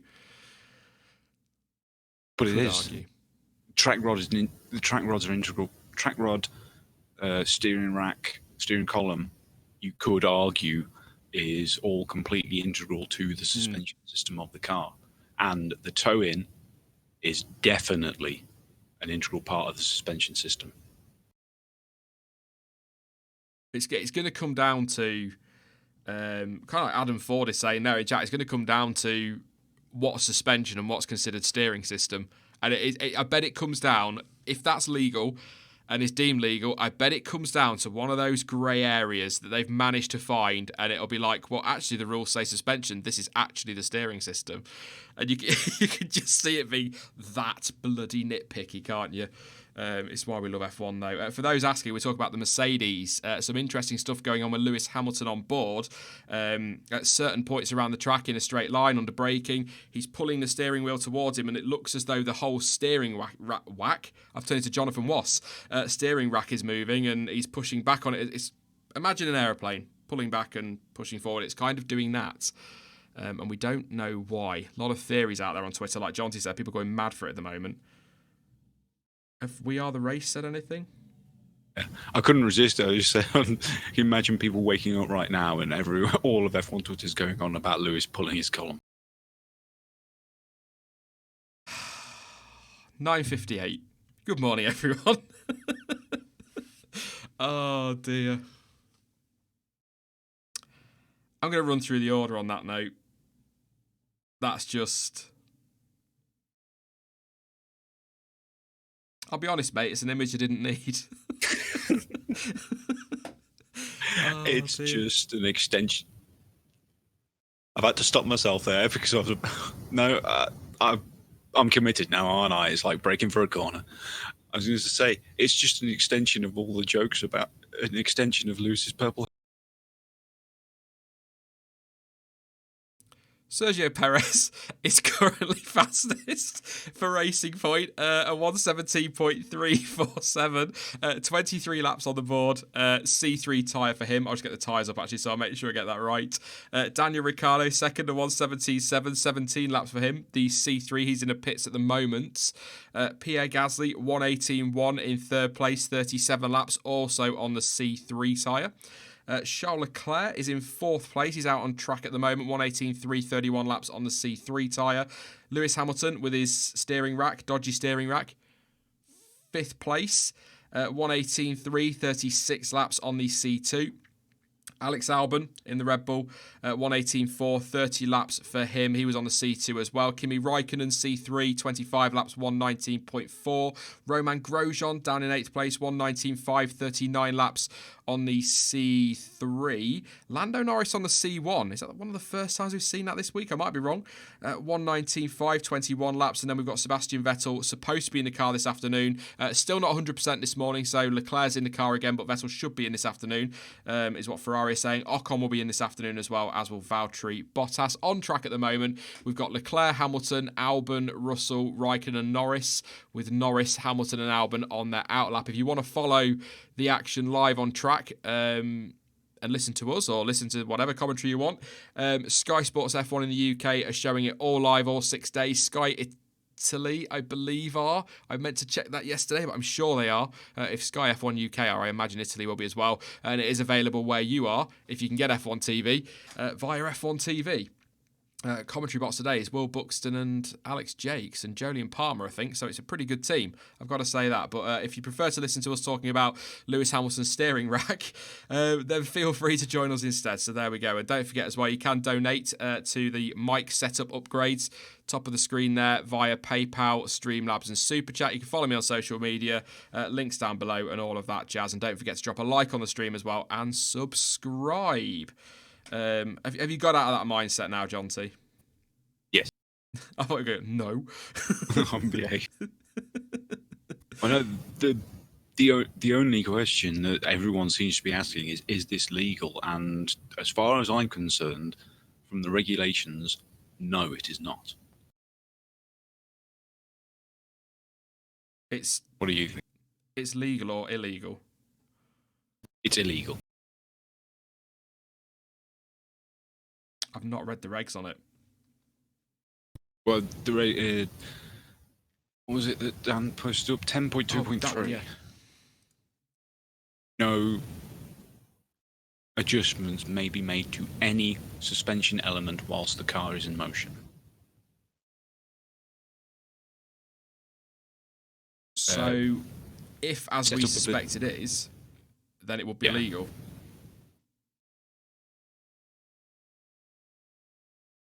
Yeah, it would definitely be illegal. Because toe angle is completely set a part of the suspension setup.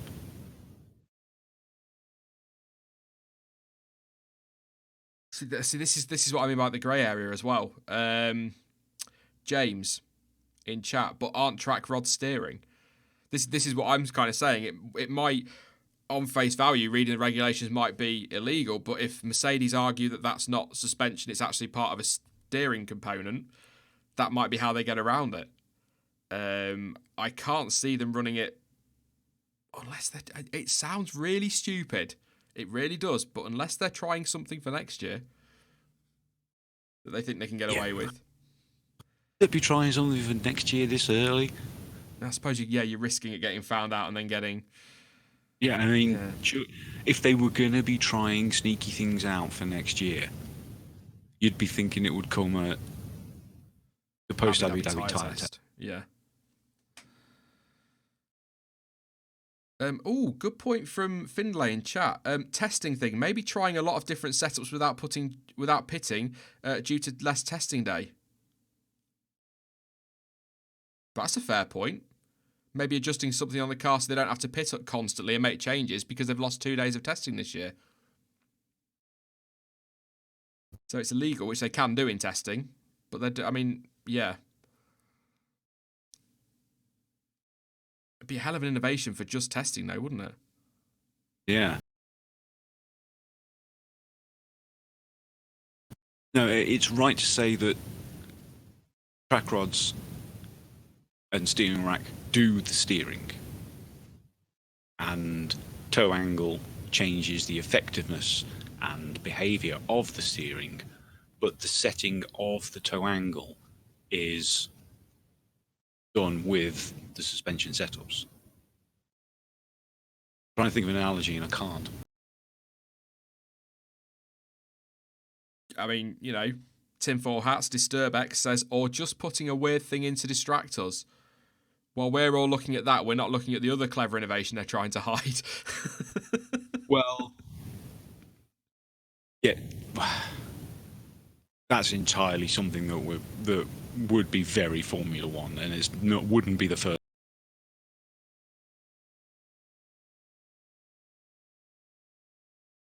It is interesting, and a lot of people in chat are loving this. But I've got to put this for. It's part of this that we're just bored. As well, it's kind of like, oh, that steering wheel's moving the other way. How very exciting! No, it genuinely is fascinating. It has been a while without F1. But yeah, somebody that's who I want to check on Twitter. Thank you for just reminding me that one. Racer SFR.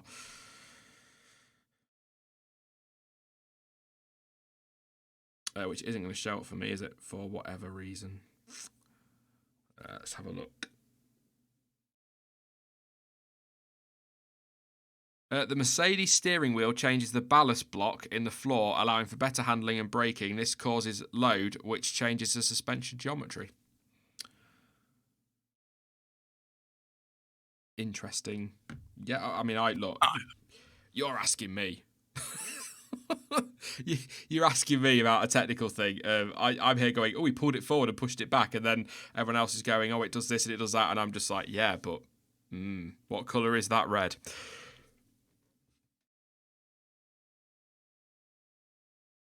It's got everybody talking on Twitter, that's for sure. Zero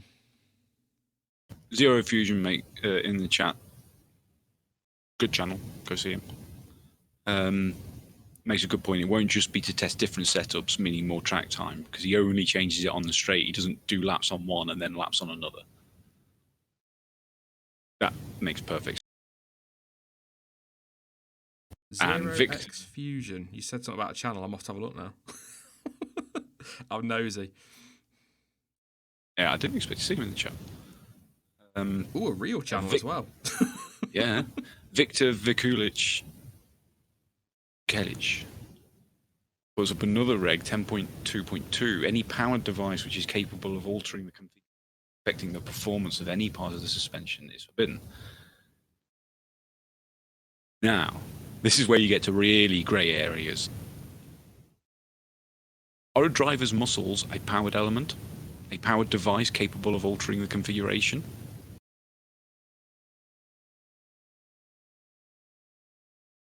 Lewis's arms are an outside input moving that part of the car, changing the suspension geometry. I know that's incredibly grey area, but it can't change by itself. You can't have the car sat there and it change. You know what I mean? Yeah. It's got to have something else doing the changing for it, which in this case will be the driver's arms. Just checking Discord. What's your push talk release to layout, John T? Some people saying you're cutting out. You're not too bad for me. I might have been a little bit loose on the push to talk. That's what I didn't know. I wasn't missing much, but I'm getting straight through Discord. They're going through more software, aren't they? So when they hear it, but yeah, it's all good. It's all good. But that, yeah, he's on track now. It's like, come on, go on board. I want to watch this a little bit more closely. Apologies as well for a lack of new pictures at the moment. Again, there's been some issues with the GP Today gallery. Today, Fergal messaged me earlier about it, so I can sort of only give you what's coming through. We got loads of pictures from yesterday though, so it's all good. It's not the end of the world. We're not just stuck with one or two. Dan also cuts out from time to time. Dan always cuts out because I shut him up because he starts. I'm always muting him. I'm not really. He's like, oh, Grosjean. Oh, mute. Not interested. Want to see it from the trackside camera dead on, says Bloomy. We're on board with him now. I don't know if you're on there yet, Jonty. But I'm going to sit and watch this now and try and tell you what's happening, apart from he's going round corners. But I'm going to be watching it. You watch it not move at all now, because Mercedes have realised people have spotted it. And they'll be going, oh, why aren't they doing that anymore? Coming through the final chicane, onto the straight. This is where we'll see. So Lewis Hamilton.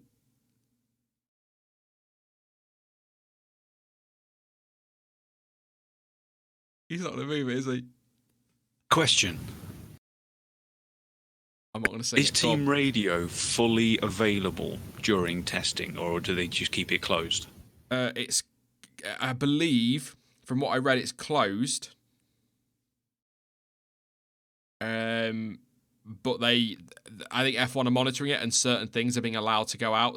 But so far I've not heard a lot. I think Latifi yesterday was told to do a faster slowdown lap, work that out, and I've heard today Russell being told to box. So I think we're only getting stuff like that. We're not getting full on. I mean, right now, if we had team radio, Lewis Hamilton will be complaining that his tyres have nearly gone off, and he'll go and set the fastest time. Nah, I'm just thinking, I absolutely guarantee that Mercedes radio have been onto Hamilton saying they're showing you on board, don't move the wheel. It could be. That definitely didn't move on the straight, did it? That time. It wasn't just me. No, it wasn't just you. There's definitely a case. Or they've just come in, locked it. 0x Fusion or Fusions. Thank you for popping along, by the way. Good to see you in chat. Says I will check out your channel later when I finish streaming. I'll go and be nosy. Says curious to know your thoughts. AlphaTauri were told their car would be illegal if they copied Red Bull. If Racing Point have copied a lot of Mercedes, shouldn't that also be illegal? It's going back to what we were saying earlier about the ethical side of things. From as I said at the start, you might not have been here for that, but I said at the start that like McLaren, for example, invest a lot of time, a lot of money of their own resources into developing a car to try and be fourth place. If a team like Racing Point or Haas are buying parts from Ferrari and Mercedes, then it seems unfair from McLaren's point of view that they are able to jump to the top of the midfield having spent less money and invested more of their resources into it. However, there are certain aspects of the car. So, we already know about power units and gearboxes, but I think parts of the suspension can be bought from other teams. I think possibly parts of aero. I think predominantly aero has to be your own work, but there's nothing to stop Racing Point effectively copying the Mercedes. But they can buy a lot of parts from Merc, like Haas do with Ferrari. That's why every year we see those really funny, or not funny, but obvious comparisons of like the side-by-sides, half a Haas and half a Ferrari from the year before. A lot of those are allowed to be put on that Haas, so they're allowed to buy those parts. But a lot of the aero work has to be the team's own work to try and keep the integrity to a point, I think it is, of the Constructors' Championship. However, there is nothing legally within the regulations that stops you directly copying something.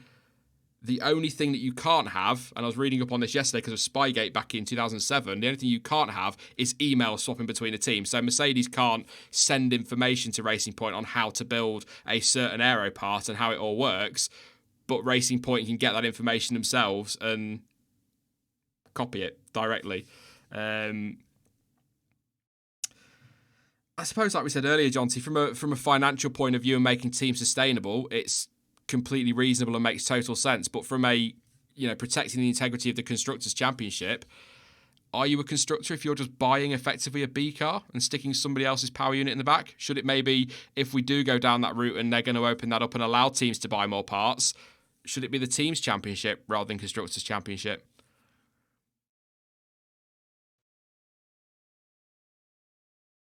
See, that's tricky.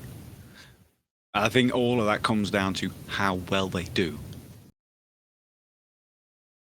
We get to Australia and all of a sudden, bang, there's a Racing Point in Q3 fighting for the front row.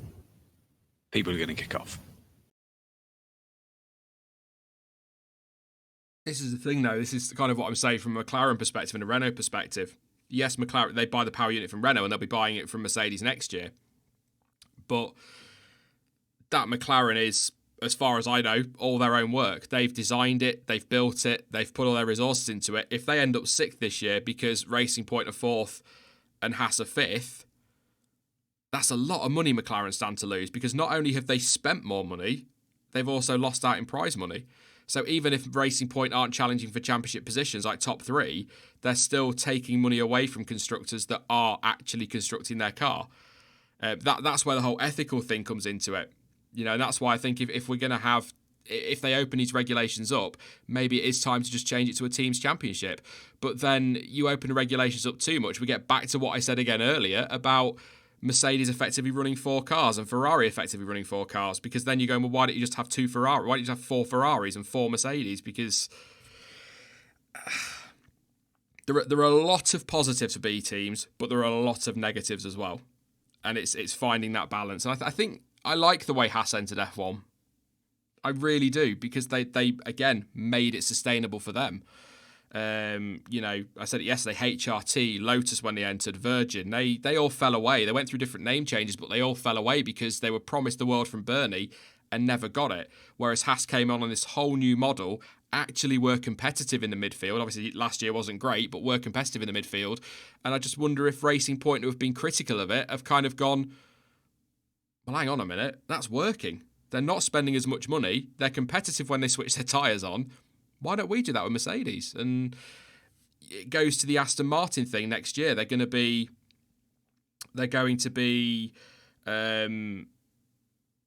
you know, Aston Martin and Mercedes have this tie-in away from F1, don't they? That Mercedes are providing the power units for Aston Martin cars and other things in another racing series. So are they going to get even closer next year? Are they effectively going to become that B team? So it's so difficult, because part of me, like I say, Jonty, part of me thinks B teams are a good idea if we want a full grid and a competitive grid, but then you are dumping on teams like McLaren and Renault who are using, and Williams who are using their own resources, and you are turning it from a constructors championship to a teams championship. So it's not easy. If we're going to have B teams, we might as well just go spec cars and do what Formula E do, as an example. Exactly. I mean, there's not really much to add to that. You cover pretty much all of the problems. There's so many positives and negatives that it's really difficult to make a decision either way. Although I think, at a push, B teams is better than the big teams just running 4 cars, because then at least we haven't got the Formula 1 display team. Right. Can you cover things for a moment while I just take a yellow flag? Yes, I will, and then I'll go for one after you. But I'll do a quick run through on that. But yeah, I'll be fine, mate. For a moment. I was just going to go see and log into PayPal now to thank whoever contributed earlier. But yeah, it's a difficult one. It's such a tough to find the balance, isn't it? I suppose it's the same with everything in F1. Andras, thank you very much for your contribution over on PayPal. Don't forget, you too, if you feel like it, can contribute. Links down below. And thank you very much. I'm going to try and read this by getting the last name right. Big Motherfucker said, say my name. Also, thanks for the stream. I enjoy your content. No worries at all. I said it and I didn't mess it up either. Thank you very much for your contribution as well. Massively appreciated. Don't forget to drop a like on the stream as well, and to subscribe if you're new. Live again this afternoon, 1:30 until 5, with Chris from the Backmarkers F1 show and Jamie's with us this afternoon. Then tomorrow we've got Jonty and Jess in the morning. I've seen Jess in chat. I think she's very much looking forward to tomorrow. And also we've got Aldas in the afternoon. Jack Clark asking why no footage. Other channels are having it. If they want to take that risk, mate, that's up to them. I'm not doing it. I'm not throwing away 2.5 years worth of hard work for the sake of showing a bit of testing footage, which isn't all that interesting anyway. Let's be honest. So yeah, that's why. The FOM will catch them. They'll get the channels taken away, and that's their problem. But I'm not doing that. Last year, like it's not. I'm not going to go at you. I'm just saying. Last year we had a lot of copyright strikes from FOM on a stream just like this, despite not showing footage, and then other streams have been left up, and it's like, whatever. It's annoying. It is annoying. It really is. But yeah, I'd love to. I'd love to be able to. I did email and ask. I didn't get an email back. Like I said to you yesterday, I emailed Formula E, and about an hour later they got back to me on stuff. And whereas F1, they never get back. So yeah, not Jess from WTF1. No, I forgot to ask actually. I was going to ask the WTF1 lot if anybody wanted to be involved, but I completely forgot. Oz, thank you very much. Said if you were to race John T in F1 2019, who would win? I'll ask him in a bit, but I think it would just be a crash fest. To be honest, I think it'd be dreadful us two on there, definitely. So yes, thank you very much for that contribution. Just hoping we've got some pictures through, but if not, I'll try and get some more pictures in for the afternoon. They're starting to come through again, so that looks like it's reloading. So I'll do that in a moment when Jonty's back, because I'll have to go for a quick break myself as well. Looking at the racing points. Whoa, back end snapping away on the exit to that chicane. We saw that a lot yesterday, didn't we? But again, we've got an hour and 40 minutes to go, let's say. Still no red flags. No red flags yesterday, uninterrupted running, and we've got the same again today at the moment, so I've just jinxed that, haven't I? But yeah, fantastic. Absolutely great stuff.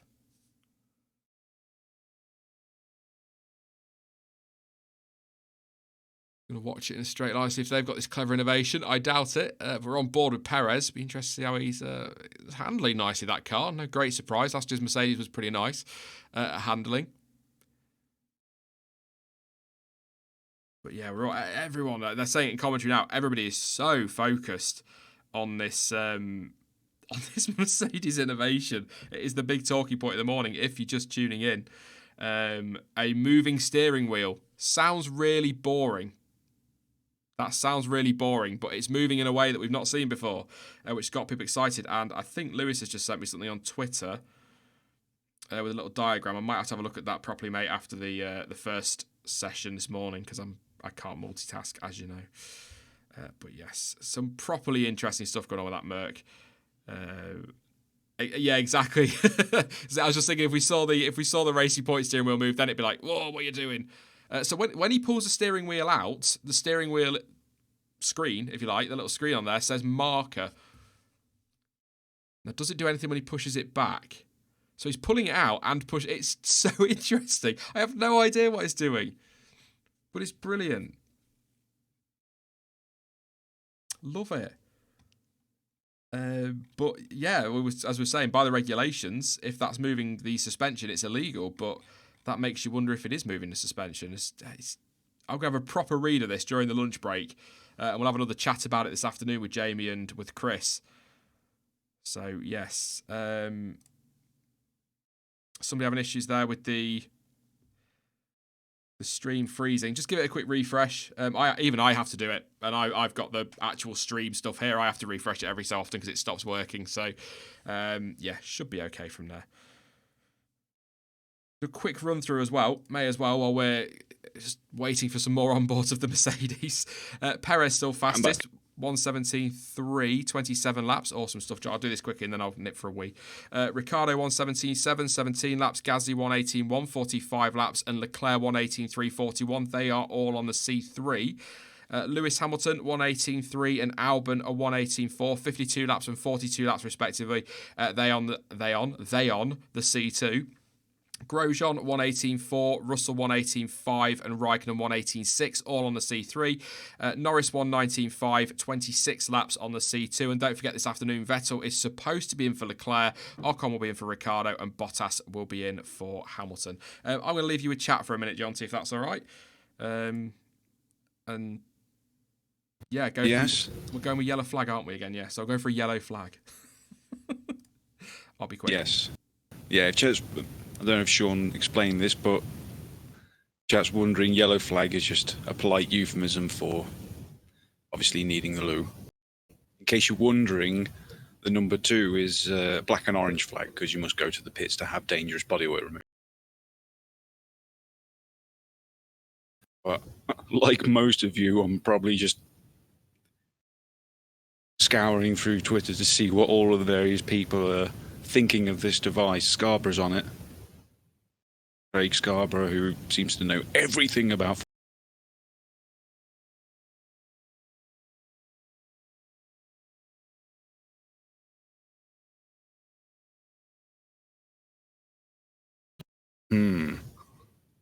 Very tricky.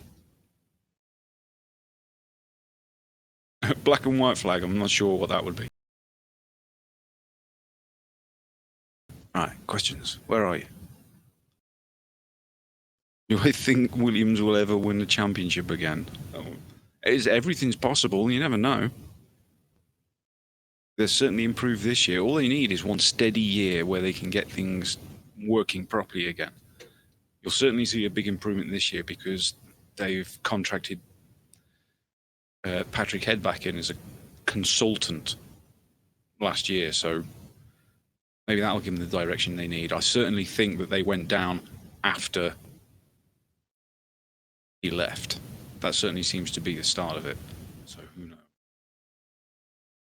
If everyone's wondering, I've just had a message on Discord from Chain Bear saying, I hope you guys are all enjoying this suspension steering wheel.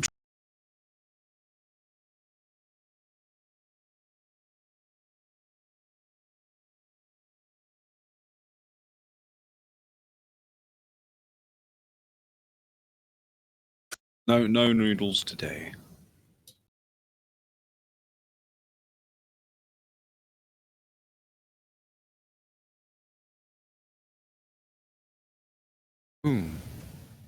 Oh, that's a good question. So, 221. Was Russell the first rookie to ever whitewash their teammate? I'm not sure, because I think Alonso whitewashing Van Dorn may have been the first time it ever happened. But that's definitely one I need to look at.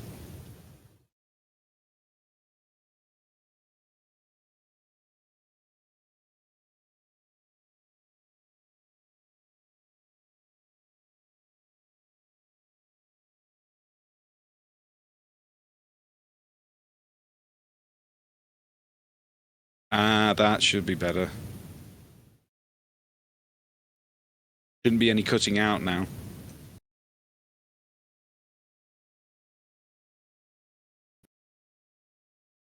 that better? Am I cutting out at the end, or are you actually hearing everything this time?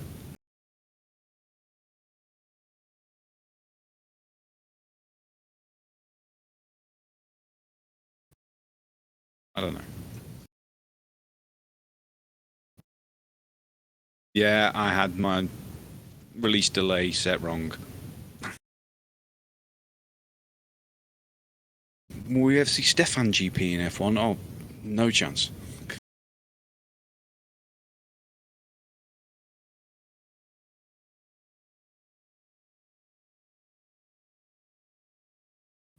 Oh, there's the big question always. Do you think Alonso will ever make it back to F1? Well, it's entirely possible, but I hope he doesn't. Burn so many bridges.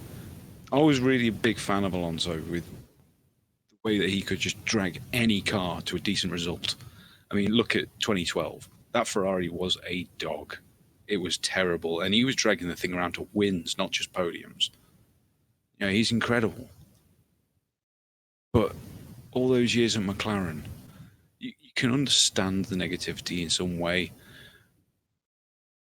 but he just made it so bitter and so public. It's just, no, I just stay gone, because we don't want that negative feeling coming back. And that's what he would be coming back in with. I'm guessing the conversation, and I'm just going to go out on a limb here and say Alonso? Oh, dear. I think Stuart was right yesterday. I think all of this talk about Alonso returning is now being driven by Fernando. I don't think any teams are interested. Be honest.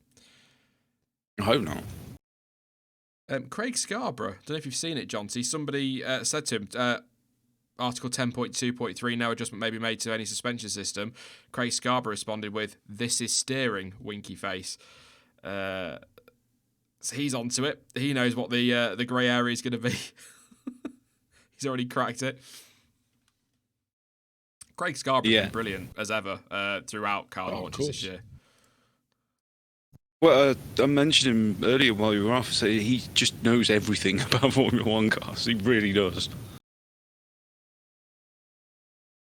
Let's see if he said anything else actually on all of this one. He did come up with. He did make a little sketch of what he thinks happening, but that was also slightly counter to what other tech analysis have done. Because some people seem to think F1 runs with a toe out, and some seem to think that F1 run with a toe in, which will be at different degrees depending on the track. And I'm really not sure which way it will go. They've just shown it again with Hamilton live. Again, as he pulls the steering wheel towards him, the readout says marker. Don't know what that means, but then he pushes it back again as they get to braking. So they've shown it again live this time, so he's still doing it. And I can't see it's on there unless it's a benefit. They don't stick things on here for the sake of it, do they? So let's see if he does it again on the shorter straight.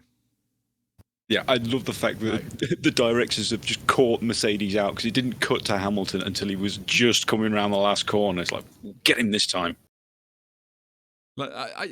Please stay on board, Mr. Director. Let's just see if they... Because Mercedes might be playing with the TV. It's not... I won't put it past any F1 team. So we're going to see now. So he's coming through the final chicane. Stay on board. Don't you dare do what you do in races. So he pulls it back. He pulls it back really early on the straight. So well before the line. The flash on the screen saying marker, that's just creating a reference point in the data that the team can instantly go to analyse what the system's doing. So if you can't watch it, again, Sky F1 in the UK, Sky Italy and F1 TV are showing it live. He pulls it pretty much once he's out of that final corner. He pulls it towards him, and then just as they're about to go under braking, he pushes it forward again, away from himself. So...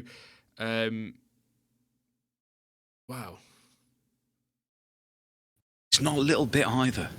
It's not a tiny movement, is it? It is like he's pulling it back to go quicker like it's a plane. Yeah, and the only way that it can be affecting the toe of the wheels is by moving the steering rack back.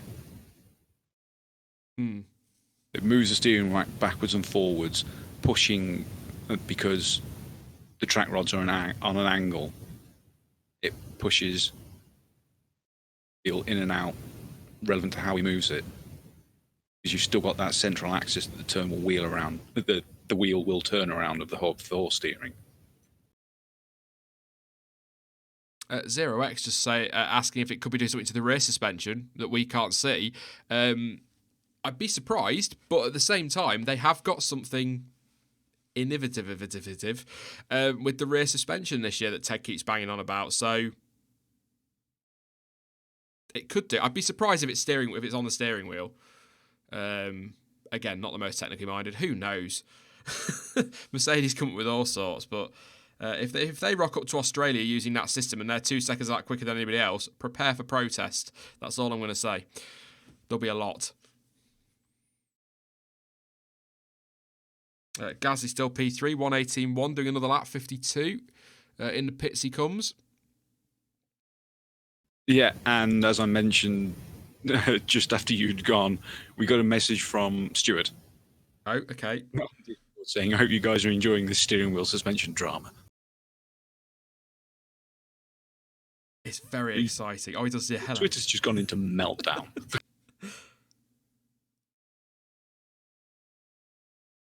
Stuart spending the entire weekend analysing it, and then next week he's just going to be right, Sean, here's what I found out. Like, what?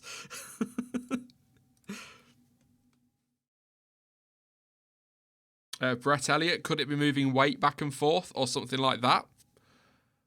I think that, like, not in a dickish way or anything like that, but I suppose the answer to most of these questions is it could be.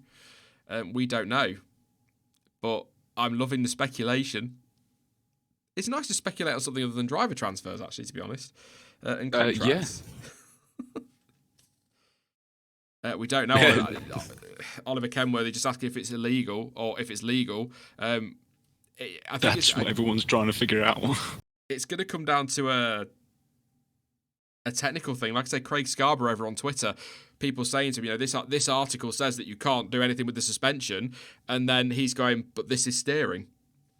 So I think we are going to have one of those grey area moments. Only 3 weeks tomorrow until Australia, so it's not like there's a lot of time for the FIA to properly investigate this, because I might be wrong, but I don't think they can take cars at testing for all the usual checks and scrutineering and that. I don't think they do.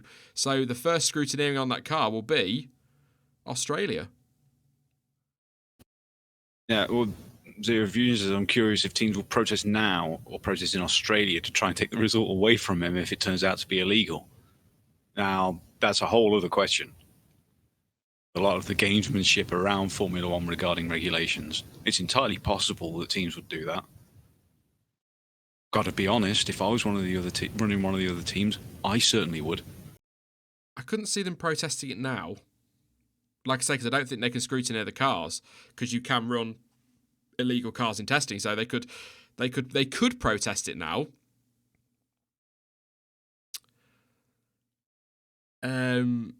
But as of right this second, they're not doing anything illegal, so it'd be kind of like a preemptive protest, wouldn't it, for Australia in a way? But I would probably, from what we've had in the past, I would expect they'll wait until after the race in Australia. And if it turns out that whatever it is not helping Mercedes, you'll probably find they won't bother protesting it. But the minute they think it is, but like I say, that surely, Jonty, that wouldn't be on the car unless it was giving them some benefit. I know that's such an obvious statement, but oh, absolutely. They don't put anything on the car unless there's a positive to it.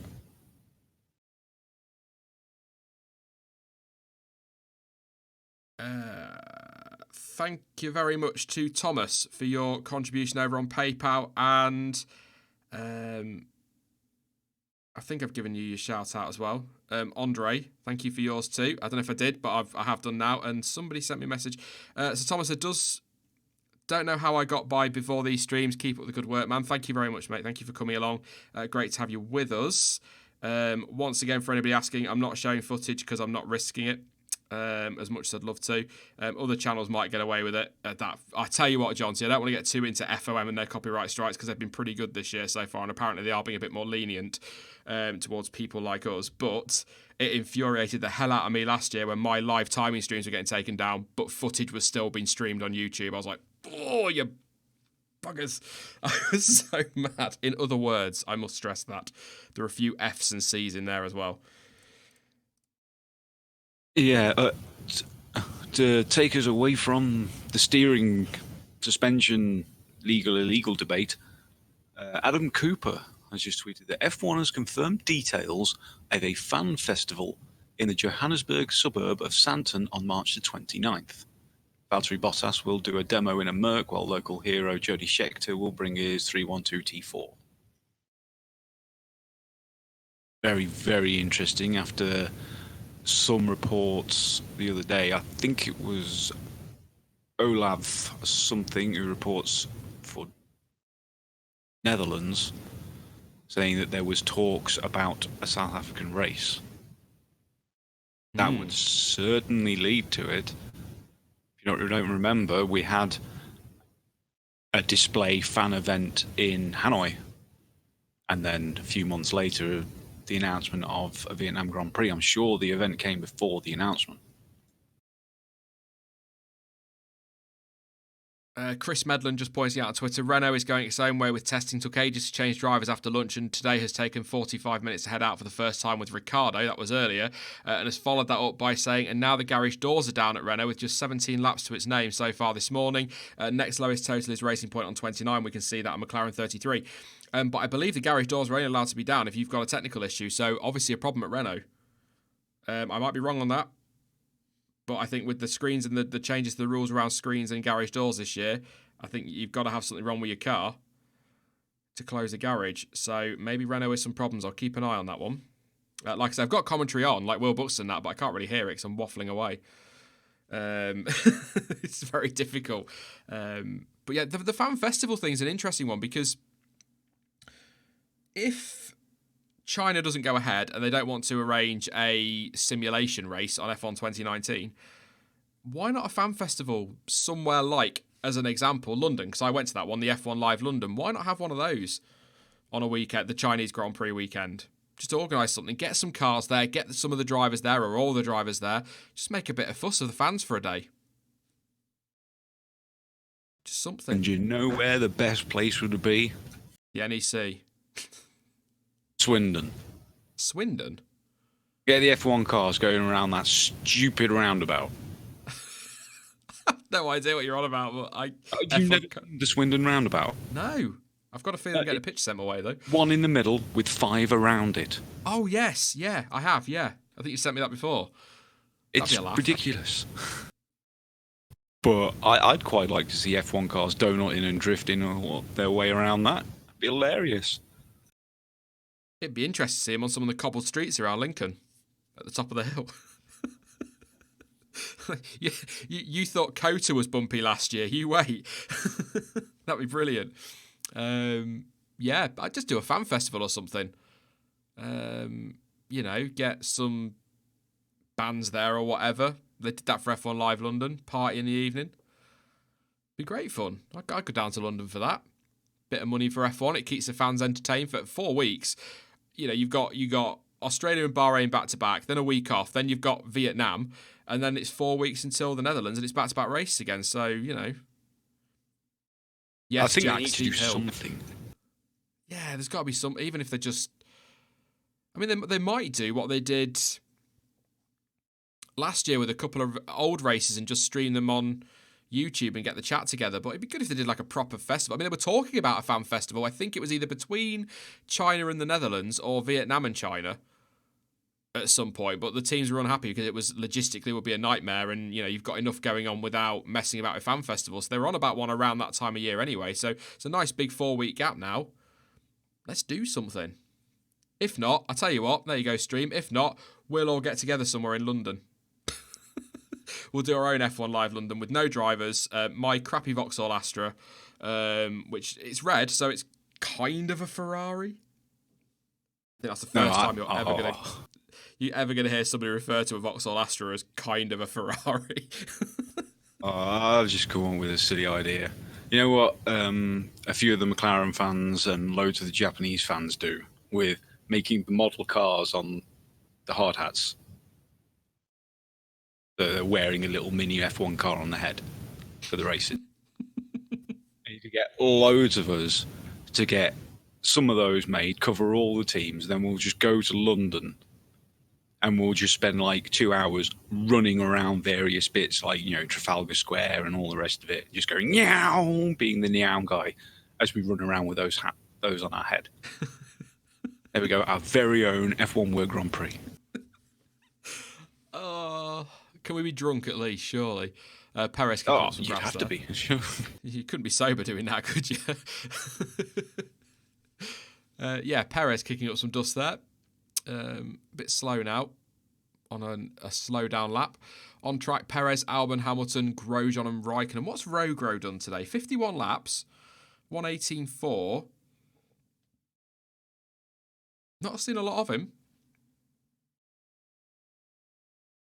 No. Here's a question. Have we seen much on board from the Racing Points?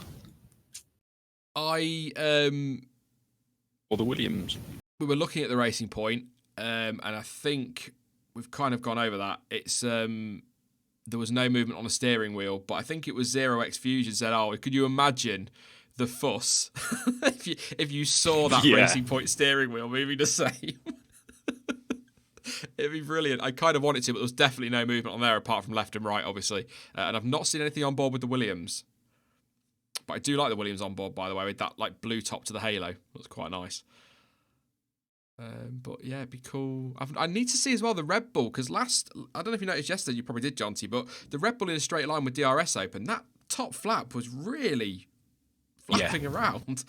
I saw that and I really, really didn't like that. Not after Ericsson. You know what I mean? Happening at Monza on the main straight, It's probably the best place on the whole calendar, if there is such a thing as a good place for it to happen. You know, that's probably the best place it could have happened, because you know it carries on for miles and miles after the straight. You know, he's not going to hit something solid. It's just going to tumble until it stops. Here, I know there's a fairly big runoff after turn one, but it's not that big. Fusion asking what the things are on the airbox there, the force near the Mickey Mouse, the racing point, the Mickey Mouse is. We had this conversation yesterday, actually. We were kind of debating it. We thought maybe cameras, but probably sensors, because they don't tend to be on their race cars, but we do see them a lot in testing and sometimes in practice. So I would guess sensors, maybe heat sensors for the tyres, perhaps. If so, it'd be nice to see that. I think that's something we can agree on as well, Jonty. We'd like to see the old, get rid of those stupid AWS tyre graphics and have the old overlay of the heat map. Yeah, the old FLIR cameras. Yeah. I love them. It looked so cool. At first they did it completely like that, and it's cool, but it's not the best. But when they overlaid it, it was fantastic. Go check the hashtag, see what's going on Twitter. With regard to the big Mickey Mouse device on the racing point, it's probably a combination of a few things. There's probably some sensors in there, temperature, air pressure. It could well be cameras as well.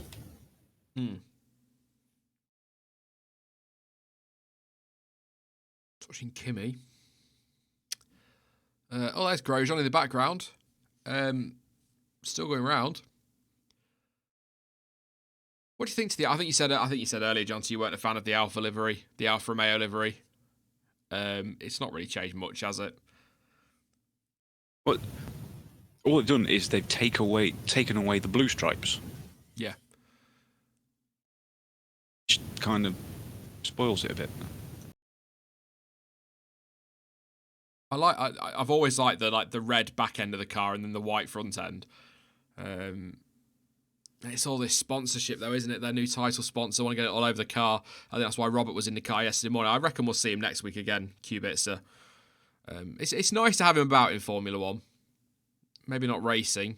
I'm not going to keep saying it. We said it loads last year. Story's amazing, but didn't really work out for him, did it in the end? But top guy, amazing achievement to get back in F1. So it's nice to still have him around. I think he's probably relieved to get out of that Williams. But the scenes, and the theories flying around if Alfa Romeo suddenly become the team in 10th place and Williams overtake them.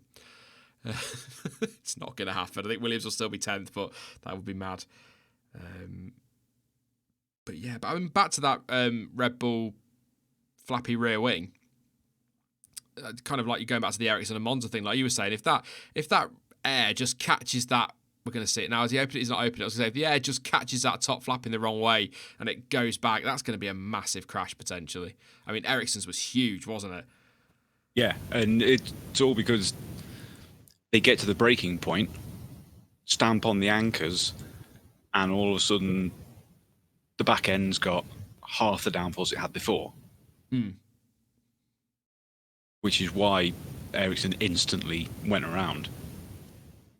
Because you got the brakes and the wheels trying to slow down in exactly the same way as they normally would, but all of a sudden the front's got that much more grip than the rear. And here, it could be really nasty. DGA Red Raven, yes, Kubica, he is racing in DTM this year. Who did he sign with? I've forgotten now. I had this yesterday. No. Hang on. I can't remember. I can't bloody remember now. Someone's going to tell me in chat before I can Google it. I got it in my head. It's BMW. Don't know why.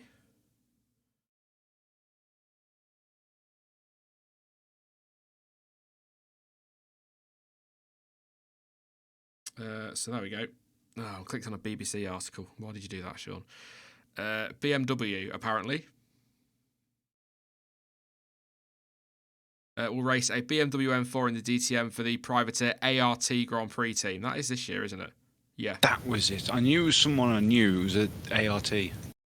Yeah, ART BMW customer.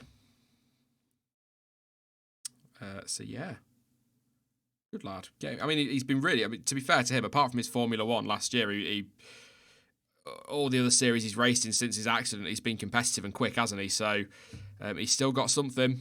Totally understandable why he was given that shot in F1. But watching Grosjean now, coming around that corner, he caused that stupid crash a couple of years back, which people still defend him over, and I refuse to. But I'm not going to bash Grosjean. Dan's not here for starters, to be fair. Yeah. Yes, 0x. 8 days till Drive to Survive, out tomorrow.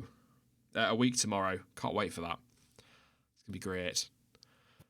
Yeah, I tweeted a while ago. You can imagine lots of the non-F1 fans watching it thinking, yeah, this is really interesting. I might watch a few races. Meanwhile, all the F1 fans are just screaming, get to Germany! Yeah. I'm just waiting for the Williams episode. It'll be a good one, that one. But, back to the drama. Chris Medland has come up with an interesting theory for the grey area, because you've got 10.2.1, which says, with the steering wheel fixed, the position of each wheel and the orientation of its rotation axis must be completely and uniquely defined by a function of its principally vertical suspension travel, save only for the effects of reasonable compliance, which does not intentionally provide further degrees of freedom. But as he points out, with the wheel fixed, that means not steering. We're on board again. Sorry. So, does that circumvent that rule? Because even though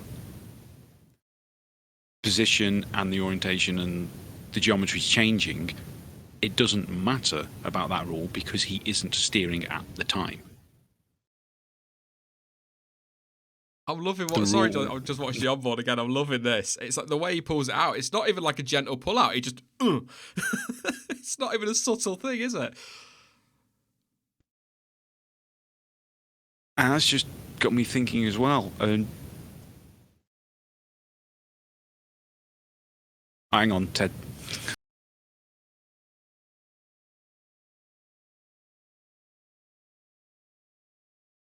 Just have a listen to Ted. He's on this.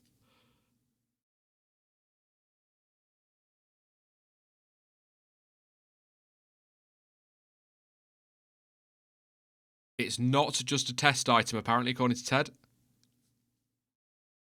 A steering mode. I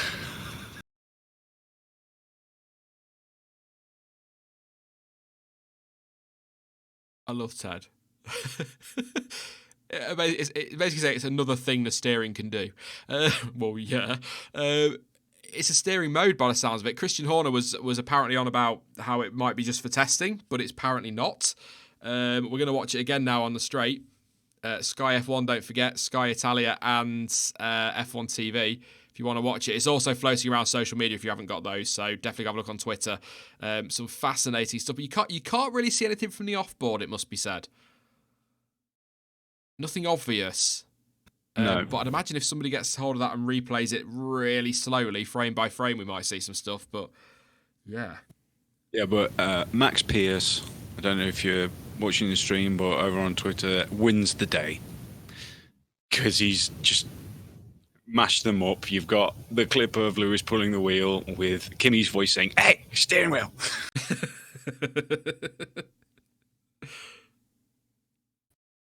That's it. Tweet of the day.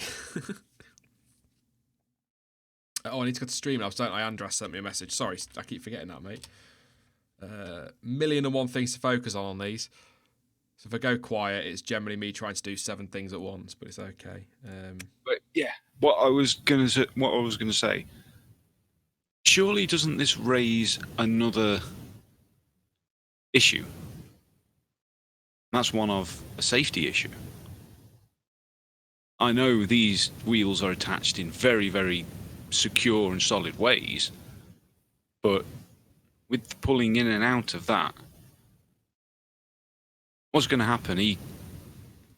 Take, for example, He comes through Radion over the brow of the hill onto the Camel Straight, already doing 150, 160, yanks the wheel and it comes off in his hands. It wouldn't be funny, but there is something very Mr. Bean about that. So apologies if I laugh. I'm not laughing at the idea that Lewis Hamilton might have a horrible crash. Just the idea that is very very British slapstick comedy. It's a safety thing, yeah. I mean, let's not go too far into it, but a lot of suspicions that it was Senna's steering column that broke, and you're pulling around on that. But then, I mean, the forces go through them anyway with the modern day cars. I mean, I don't know. Oh, Daniel Ricciardo going out. That's good news for Renault fans. And Annette, she'll be dancing now.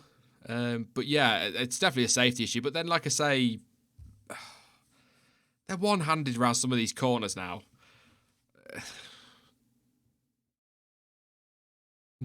I don't know, but I totally get what you're saying. I mean, that's an irrelevant point because you can be as one-handed as you want. If you have no steering wheel, you're no-handed. So yeah, I completely agree. It's a safety thing. I think if it's doing something a little bit too clever, I think it'll be banned. Probably, maybe not by Bahrain, but possibly by Vietnam. We'll see. I can see it being protested, but I'll just do a couple of super chats, John C. Andras did send us a message. Thank you for that, Quitter. He said, what's the chance Mercedes to leave F1 by renaming the team HWA as they have been doing in F2 and F3 and focusing the Mercedes brand name on Formula E? I think Mercedes are in for a while. I think that they're signing these long-term sponsorship deals, aren't they? And Toto Wolff that was sort of saying in the Livery launch and the car launch that their target is they're aiming to be in Formula One effectively. That's what they want to be in. They want to be in Formula One. So that is their, maybe not priority, but it's where they want to be. So it's about making it commercial. It's all 2021. There's going to be a lot of quit threats. There's going to be a lot of talk between now and those rules getting signed off. I think in March. It's only a month away, but the teams are still going to kick off and try and. I still don't think, Jonty, that 2021 regs, kind of wandering off his question a little bit, but sticking with Mercedes, I still don't think that the 2021 regs we've seen are going to be the regs that are released in March.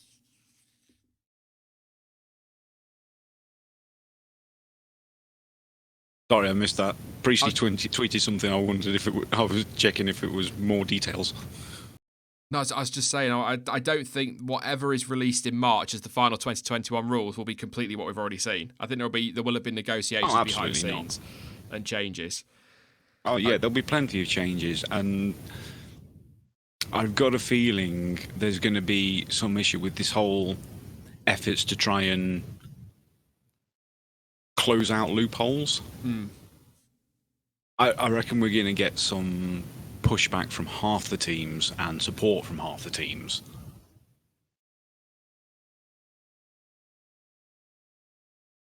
I just hope they haven't bottled it, is probably the way I want to put it. I hope and that's the worry.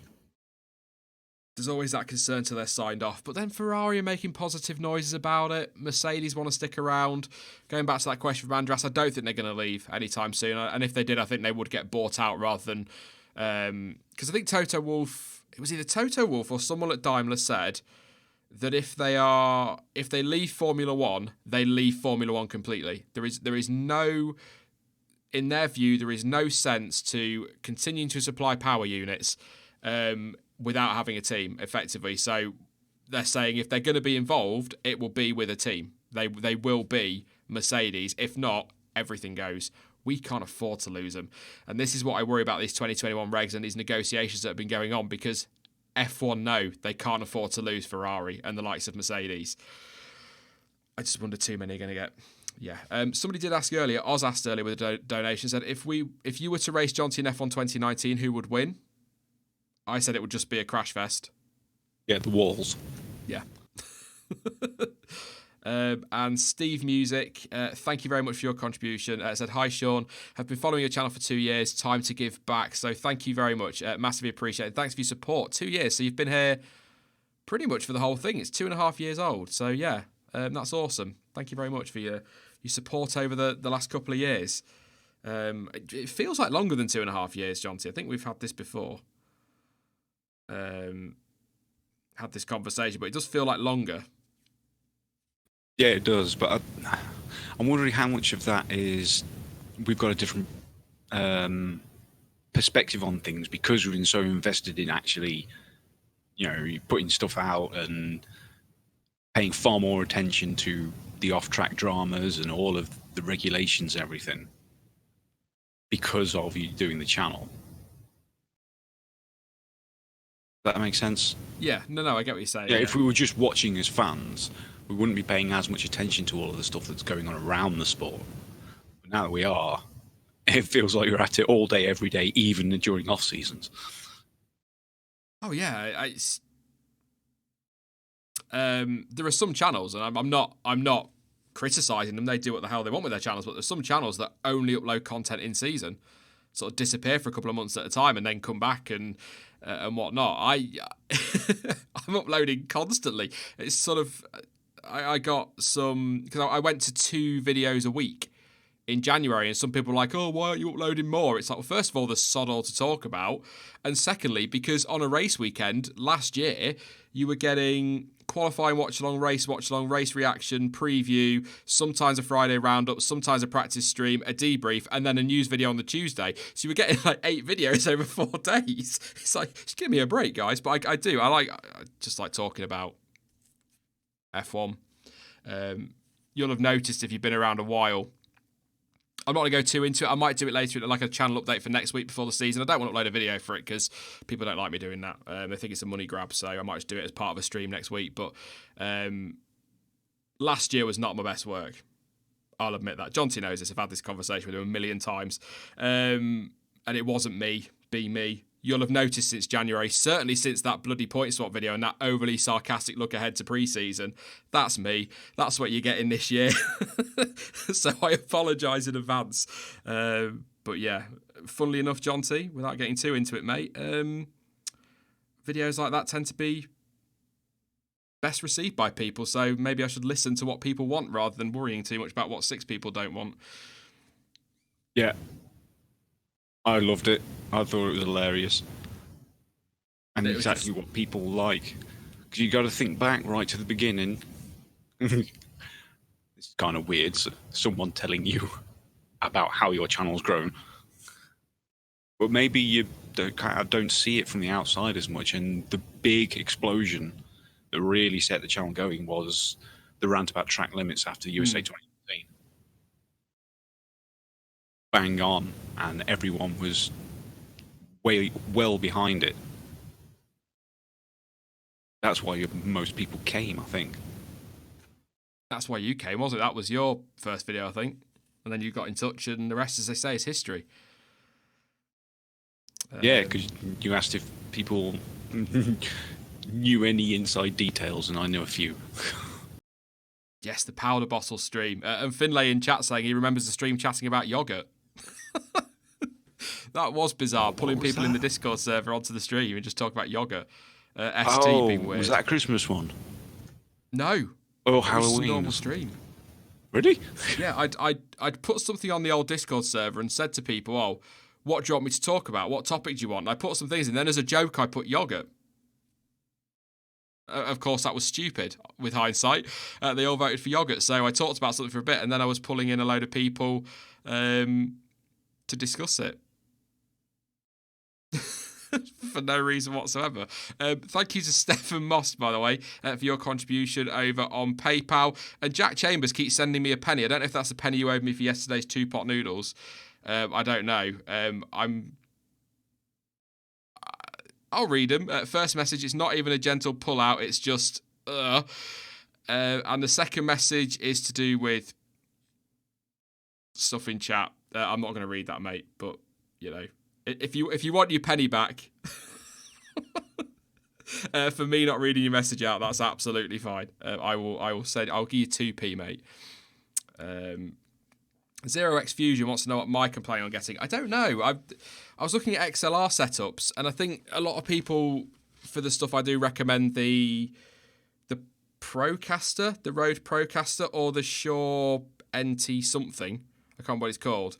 But I think but I want to go proper XLR because I don't use Facecam. I want to eventually, but I don't at the moment. So like the most important thing about my videos and streams is the audio, and there's a lot of editing goes into the audio, and I prefer not to have to do that. So yeah, I'll need a mix ramp and all of that. So that's why I've put the target at 500. If I get that, great. If I don't, then it's every penny's going towards it anyway. So it's just a bit less for me to find. So it should be a bit less than that, but that's the target. But there'll be face cam for something at some point, but it might be not so much channel, but face cam might be like Instagram stuff and Twitter stuff and that. There might be face cam every now and again, vlogs or whatever on YouTube, but it won't be a massive change from what we do now. I don't see the point, really. I will say, though, Jonty, sometimes I'm sarcastic and then get a load of abuse, and it's like, if I had a face cam, you'd have seen my expression, and it would make more sense. I think it gets lost in translation sometimes. Who sent me that? Spire on Twitter has sent... I'm going to have to translate your tweet.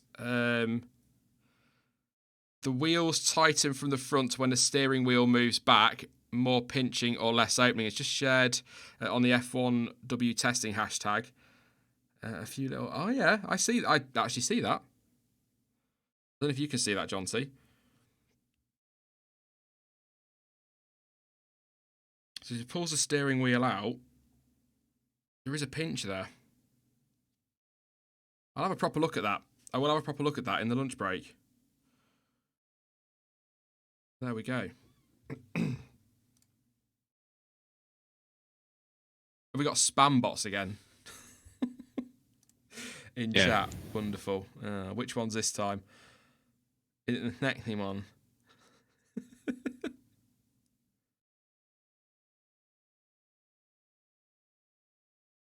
Oh, I see. Yeah, I get it. Yeah.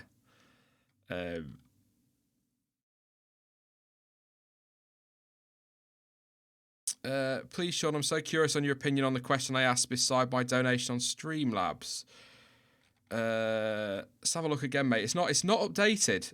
If you want to pop it in chat, if I can't find it, I'll keep an eye out for it, but it's not cropped up.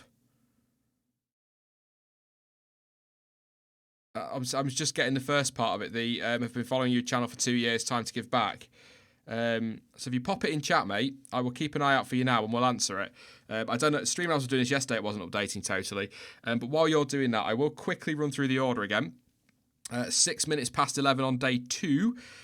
Perez still fastest, 1:17.3. He's done 41 laps. Ricciardo is second on 1:17.7. He's done 25 laps. He is out on track again, which is good news. Spent a lot of time in the garage this morning. 1:18.1, 59 laps for Alexander Albon, or Chris Albon. Pierre Gasly, he is on a 1:18.1, 57 laps. Russell, a 1:18.2, 51 laps.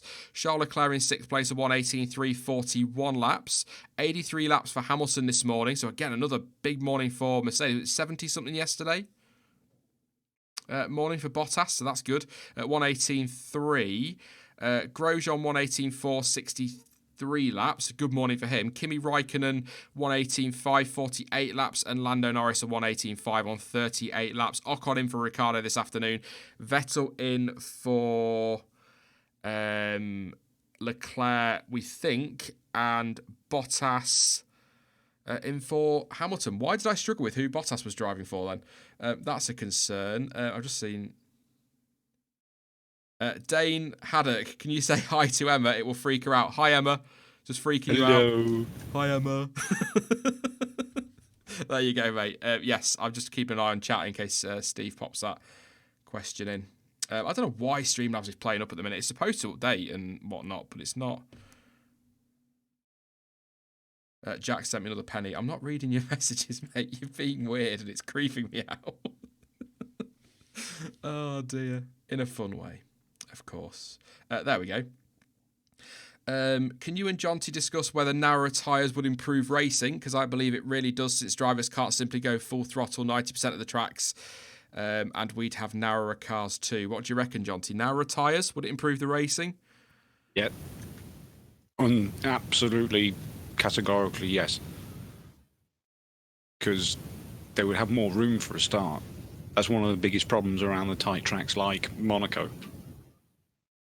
Because the increase for, I want to say 2017, Yes, Yeah, well, 2017. yeah.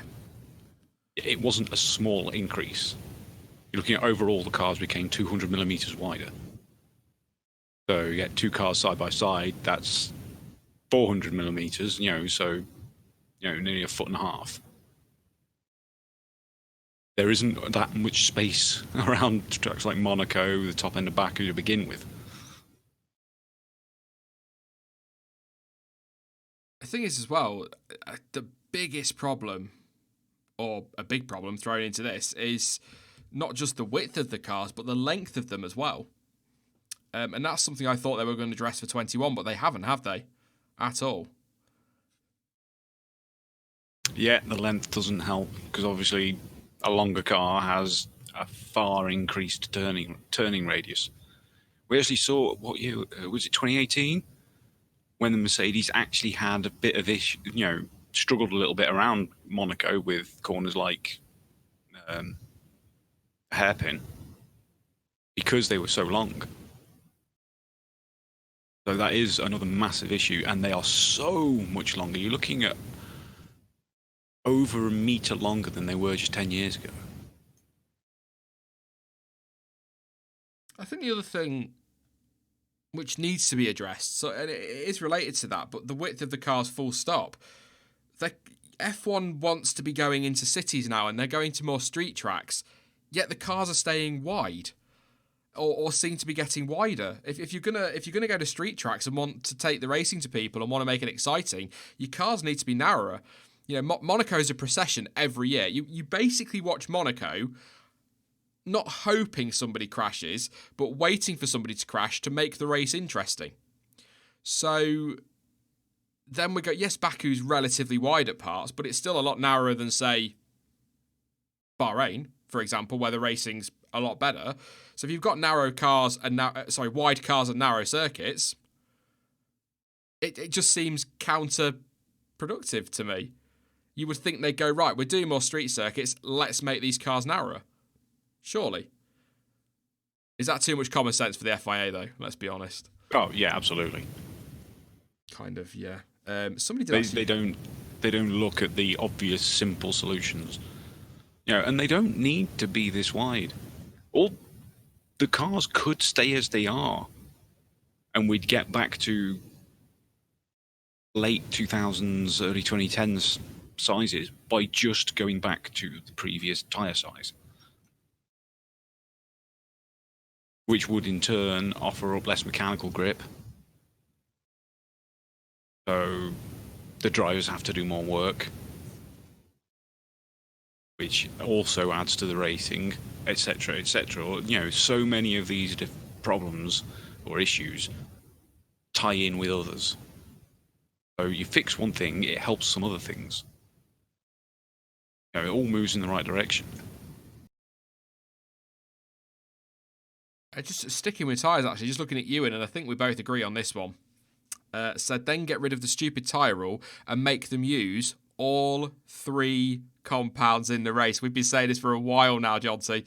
And then they can go balls to the wall with all three tyres and improve strategy. What do you think? 100% agree. I think there were a couple of races, I don't know if we had any last year, but we certainly did I'm sure we did in 2018, where we had a team use or a driver use three sets of tyres, and it just had everybody guessing which way they were going to go. And I think forcing them to use three sets of tyres also brings in that whole mandatory second stop thing, which will make things more interesting, without having the stupid amounts of degradation we saw a few years ago, which is the other way Pirelli tried to get around it. So I'm totally up for that. And it just adds a bit more strategy into the mix. Does somebody like, let's say, I don't know, Grosjean, looking at him on the timing tower there, he starts last in the race because of a dodgy problem in qualifying, puts the hard tyre on, runs super long, then goes medium, then goes aggressive on the soft at the end, while everybody else at the front has gone soft, hard, medium, or something like that. You've got a car who's quick, trying to come through the field late on. I think it was just spice the race up nicely. And without refueling, it just adds another strategy element to it. So I'm all for that. And we've been saying that for a while, haven't we, Jonty, now? We're up for that. And get rid of the Q2 tyre rule. Which I think they are planning on, aren't they? Yes. So that's good. I don't know if it's for this year or 2021, but they are planning to get rid of that because it is a silly rule. Well, it's an irrelevant rule now, isn't it? Yeah, and there's other elements that they need to do. Along with that, we've got the 5 tyre compounds, but they're all so close together that it rarely makes much difference. Going back to, again, 2018, when we had the ridiculous rainbow of tyres, there was a few times when they left a gap in the compounds. So you didn't get, 2, 3, 4 or 4, 5, 6 or what have you. It was 1, 3, 4, for example, or 1, 2, 4. So there was a gap between them, so it was a much bigger tyre difference. And as Rico Natter has jumped to the point I was making, just dump C2 and C4. So we've got the softest, the middle, and the hardest. I take those to every track and be done with it. No matter what the track surface is like, that's down to the teams to manage. That's down to the teams to work their strategy around. And then, again, but don't have them forced to use all the tyres. Have no other tyre rule. So someone wants to really, take a risk on no safety cars and what have you, they start on the hards, even if they're at the front, and do the entire race. But it's going to be significantly slower. So you've got someone doing 3 stops on the soft tyre, going dead fast. Will they make up enough time? The time of those extra stops. It's all this thing, because that also, like refueling, leads to really mixed up track positions, so no one's really sure of where anyone is, which is a bit false. There's so many sides to all of these arguments, it makes it so... I can understand the problem that Pirelli and F1 have in trying to come up with the best solution. See, I think it's not great from a cost point of view, but going even further, I mean, first of all, I had no issue with that Pirelli Rainbow. I know 7 compounds was a lot, but at least, as I think somebody just pointed out in chat, actually, hang on a second, it was a point, DJA Red Raven, at least when you saw the colour of tyre, you knew exactly what compound that was. So simplifying it to hard, medium and soft made total sense for casual fans, but for saddos like me, for example, I liked knowing that pink tyre was the Hypersoft. So we didn't, it would be the equivalent to a C6 or a C7, if you like now. I know we don't have that, but you know the point I'm making. Whereas now it's like, it's hard, medium, soft, it's C2, C3, C4. Yes, you know that soft tyre is a C4, but it was just a lot more distinguishable as the Rainbow. So I just preferred that. But what I was going to say was, why not produce an extra compound that is so insanely soft, is only going to last 5 laps flat out tops, and take that to every race? And the teams can use it in qualifying, they can use it in practice, they can use it in the race. Just another strategy option in there. Can you... the splash and dash, but for tyres. So somebody is struggling towards the end, wants to go fastest lap, or has got an opportunity to overtake, or whatever, with a few laps to go. Get in the pits, bang the Hypersoft on, 2.5, 3 seconds a lap quicker. It's just something else. I mean, Daniel Ricciardo, we had the Hypersoft, was so up for having that at every race as a qualifying tyre and giving people that option, and I loved that. So why not just... it is sort of the point you were making about skipping things, but just try and make things more interesting than rather the same bloody thing every weekend. Yeah, exactly. Because if there is no difference in those compounds, really, let's take a stupidly soft tyre that falls apart after 5 laps. Not many are going to use it. We know that. You're not going to see Lewis Hamilton do that, leading the race towards the end in case it does fall off the cliff. But I still maintain, I wasn't a fan of all the tyres degrading massively. But I remember it was a Chinese Grand Prix a while ago, and I always forget the year. I want to say 2013, where the tyres just fell apart, and we had your Lewis Hamiltons and co pitting 4 and 5 times, but being able to make up the ground because everyone else's tyres were falling off. I kind of like that from a strategical perspective. Whereas without refueling in that now, we don't have that. You know that with this stupid Q2 rule, you're Mercedes, Ferrari, and Red Bull are all going to get through to Q3. So they're starting on a harder tyre. So they're running longer. All the midfielders have had to go on a soft, so they're pitting earlier. So there's your gap straight away between your top 3 teams and the rest of the field. I just find the tyre thing doesn't give us enough from a strategy point of view. Yeah. Which is why I'm not from a safety point of view and a cost point of view, refueling is stupid. But at least it did give us something of an intrigue, like the days when I love the term splash and dash. You know, a car pulling in with 5, 6, 7 laps to go to put in some fuel because they've gone super light. Even using a qualify fuel in on a Saturday, so you'd end up with Toyotas locking out the front row out of nowhere. They're not there on legitimate pace, but it makes the start of the race interesting. So, yeah, I don't know. I think there are things wrong with F1, but I think there's a lot right with it as well. I will say that. Yeah, although the weird thing is the whole idea of the splash and dash kind of went out the window when the really strict and low pit lane speed limits came in. Yeah. Because it's never going to be a dash because you're still crawling down the pit lane, getting your quick 2 or 3 seconds of fuel, and then crawling down the pit lane again.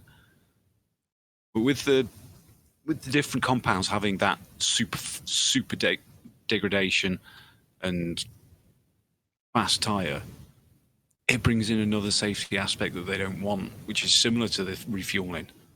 Because you think that situation, you've got 5 laps to go, someone comes in, sticks them on, they're only going to last to the end of the race, and you've got someone else who's started on them, then gone super long on mediums. When you get to the end of the race, you're looking at lap time differences of 6, 7, 8 seconds. And that creates some incredibly high closing speeds. And it only takes one person to read it wrong. For example, that's exactly what happened with the Alonso crash in Australia. He just read Gutierrez's movement wrong. So he moved late. And we just saw one of the biggest crashes we've had the entire last decade. And as the cars obviously get faster and faster, that could get worse and worse. And it increases the risk of that. Thank you to Daniel for your contribution over on PayPal. Massively appreciate it. Mate, don't forget, you can leave a message over on PayPal as well, and I will give it a read out. I'll only do first names, though, apart from Jack Chambers. I'm going to full name you. Only do because I know some people don't like their full names being shouted out on stream. So, and also, and I will read your name. You keep saying read my name, but I'll read it because it's totally fine. It's if it refreshes, Streamlabs. Go on, work for me, Streamlabs. Just once. No, right, screw you then. I'll go back into the chat and find it. There we go. Big Motherfucker said, say my name, please. If a billionaire... first of all, that's creepy in itself, mate. Come on. Thank you for your contribution. I said, if a billionaire said, if you can correctly guess the 2025 Constructors' Champion right now, I'll give you $1 billion, who would you pick? Who's going to be 2025 Constructors' Champion? A long way into the future. McLaren. I'm not even sure who the 2021 one's going to be, but if you want me to put a name to it, if the channel's still going, then you can hold me to it. I will go with Ferrari. If they can sort out their strategists. Total guess, though. Total guess. Well, based on last year, you could change that around. If the billionaires at Ferrari, can you get the strategy right this race? I will give you $1 billion. They still wouldn't be able to do it. Impossible to predict at this stage, but I'll go Ferrari. I still think, by the way, boring. I know it'll be between Mercedes, Ferrari, and Red Bull. Maybe you get a McLaren in the mix, because I don't know if you agree, Jonty, but I think next year, 2021, is still going to be Mercedes, Ferrari, Red Bull at the front, and your top 3 are probably going to be even further away from the midfield because of the amount of money they can spend this year.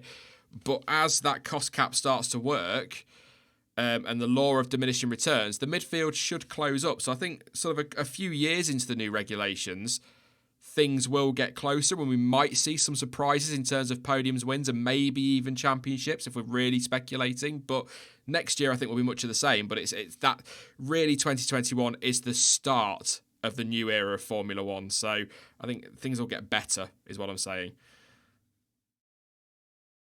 Yeah, definitely. Right, just going to yellow flag. I mean, no worries. Oh, yeah, like I said, I think the trouble is you've got this cost cap. I was saying it yesterday. It needed to be implemented a year earlier because now your Mercedes, your Ferraris, and your Red Bulls are going to spend 2, 3, 4, 5 times possibly. They could spend billions if they wanted, spend what they want on developing a 2021 car, whereas the midfield aren't going to be able to do that. So it's not until that cost cap starts to work and it's policed properly that we're going to see the field close up. So if, and it's very early, we're more than a year away from it, but if next year is a bit pants with 2021, it is the same old story, don't walk away because it will get better. Look back at 2014. I know Mercedes have won every championship, but they dominated 2014, 2015, 2016, but then things started to improve. You know, they have still won championships, but we still have some great racing. We've had some close battles as well. So, yes, same with every rules reset. There's always a dominant team. So, yeah. And exactly, that's the thing with everything, Quentin. The top 3 teams will only agree to what benefits them. If it doesn't benefit them, then they'll change that. Well, I mean, obviously they want to change the governing structure. They don't want it to be unanimous between teams anymore. They want more of a say, the FIA and FOM, so that might change things, but we'll see. We will see. Last time this morning, I'll say this, don't forget to drop a like on the stream. Also to subscribe if you're new. Live again this afternoon, 1:30 until 5. With, I think Chris is with us until 3:30, and we've got Jamie all afternoon as well. So that's going to be fun. Good to chat to those guys. Some a new voice on the channel as well. Always good to get new voices on. Yeah, don't forget you can donate as well. Links in the description. All of that jazz. The usual stuff, really. I'm not going to keep banging that drum, but yes, all appreciated. We've got 33 minutes to go, or coming up to 33 minutes to go. Perez still fastest, 17.3. Ricciardo, 17.7. And Albon, 18.1. 41 laps for Perez, 35 for Ricciardo, he's making up for a difficult morning, actually. So that's good. Albon, 59 laps. Gasly, 118, 182. 62 laps, sorry. Russell, 18.2. 59 laps, another good morning. He's in all day today. Charles Leclerc, 41 laps this morning. We might see Vettel later if he's feeling a bit better, so that might be about it. But I think Lewis Hamilton's about to go through the 100 for the morning. 118.3, 99 laps so far. Grosjean, 118.4, 71 laps. Raikkonen, 18.5, 50 laps. And Norris on an 18.5 on 44 laps. Ocon, Vettel and Bottas in this afternoon for Ricciardo, Leclerc and Hamilton.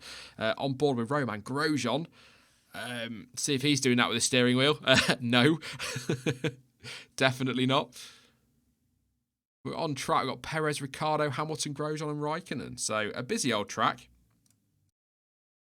The GP Today gallery appears to be working again now, so I'll get a load of new pictures. I'll take some of the old ones out, get a load of new ones in for the afternoon stream. So that's good stuff. Hello. Hello. I was just waffling away. You on about Stoffel again? No, not yet. It took about 15 minutes yesterday for me to mention Stoff. It was 7, actually. I have to admit something. I haven't watched the E-Pre from the weekend yet. Seriously? Yeah. I was at I've heard what he did, the prat. But I... Oh, no, mate, no. Pratt of the weekend goes to Lotterer. I need to watch it. I know, I've seen certain things. I was at a party on the Saturday night, and then Sunday I was hungover. I couldn't be bothered to watch anything, and then obviously I was getting ready for these, so... One of the best E-Pre's I've seen in a long time.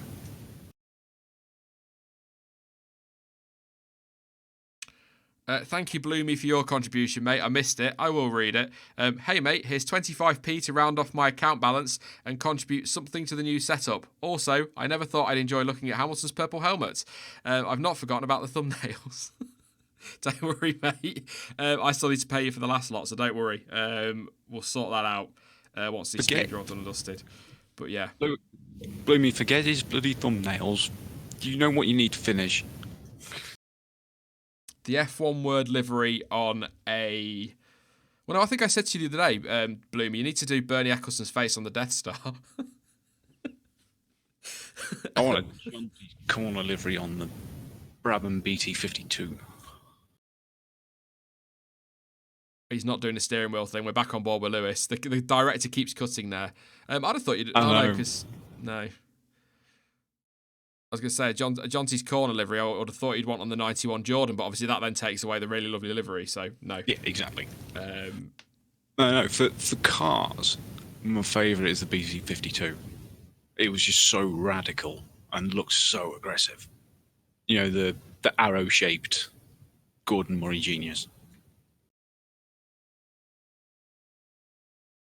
Flying Tiger F1 word livery on a t-shirt. Somebody asked me the other day about merch and if I'd ever do it. I don't know if anybody wants to buy that. Does anyone want to buy my logo on a t-shirt? Really? Not sure I would. That's what Bloomy can do. He can design me some merch. He can do some cool drawings and stuff. You need merch from the outtakes. You need a t-shirt that's got like a caricature of Jean Todt.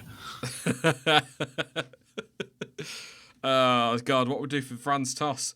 That ain't going on a t-shirt, I can promise you that. Bob at Kubitzer. Ooh, I'm so sorry. It's disgusting. Disgusting. I do have some F1 word merch. I've got two hats. Well, that's the old logos. I've got the old logo.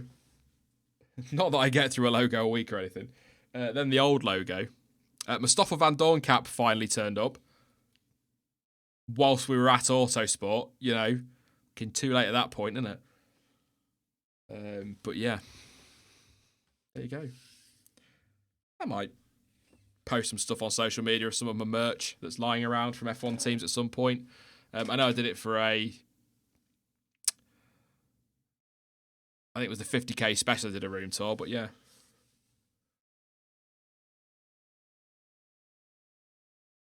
Steckleton. Hello, Steckleton. I haven't seen you, Sam. You've probably been around all morning and I've just not seen you.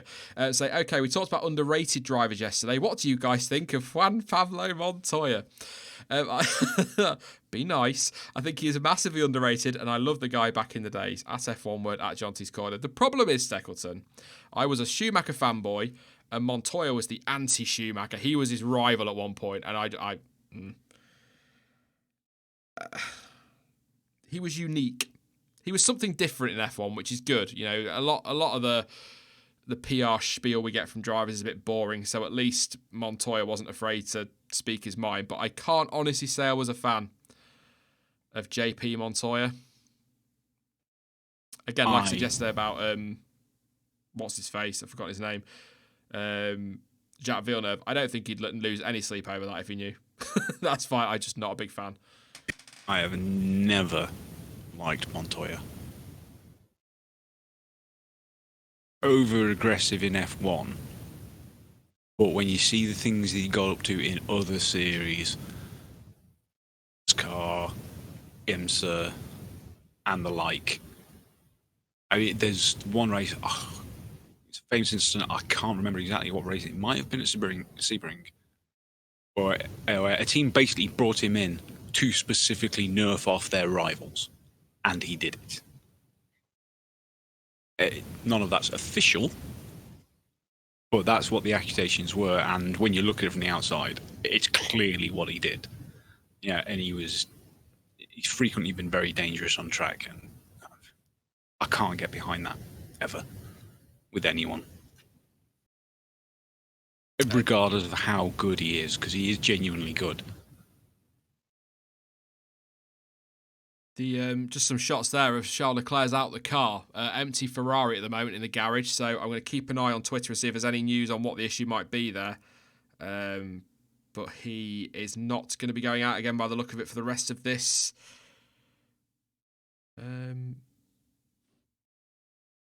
this session, I'm just reading something from Gary Anderson at the race about the Lewis Hamilton steering thing. Yeah, I read that. It's an interesting solution. These cars run with toe outs on the front. If I turn my phone that way, I won't have to scroll. Will be easier, Sean. Use your brain, you div. Because on corner entry, that gives you slightly less aggressive turning, but it means on the straight, the tyre is scrubbing and heating up for no reason. Mercedes seem to have come up with a system that when you are accelerating, the steering wheel pulls back a little and you get parallel steering. Then when you hit the brakes, it goes forward again and you get the toe out back of every corner entry.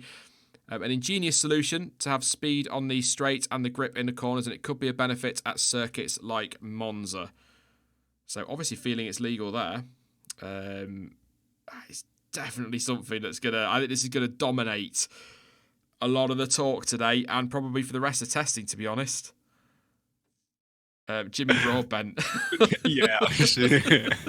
Great tweet. Just showing a video of the steering wheel coming off on his. Which is It's his face. It's his face. He just stops. He's like, "Oh shit!"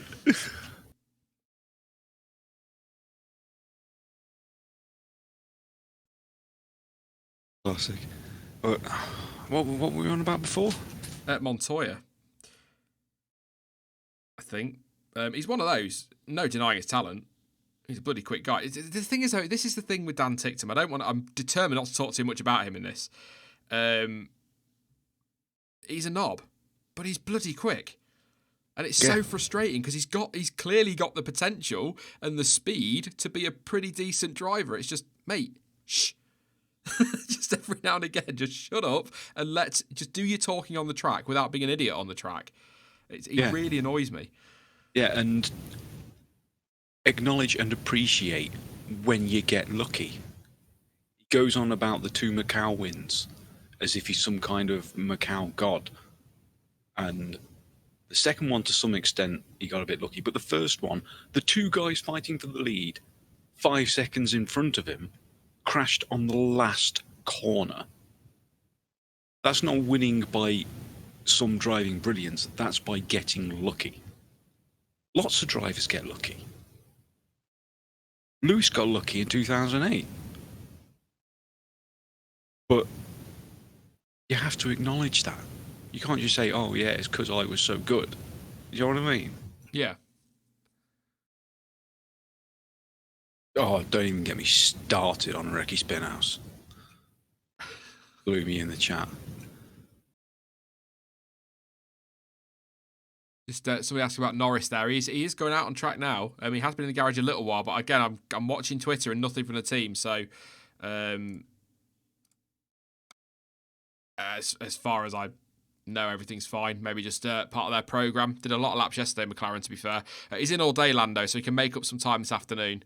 But he is out on track now, just going for a run. Thank you very much to Noah as well, over on PayPal for your contribution. Said, what teams could you see coming into F1 in the next decade? And if you could pick one former team to come back, who would it be and why? Love the channel. Keep up the great content. Thank you very much, mate, for that one.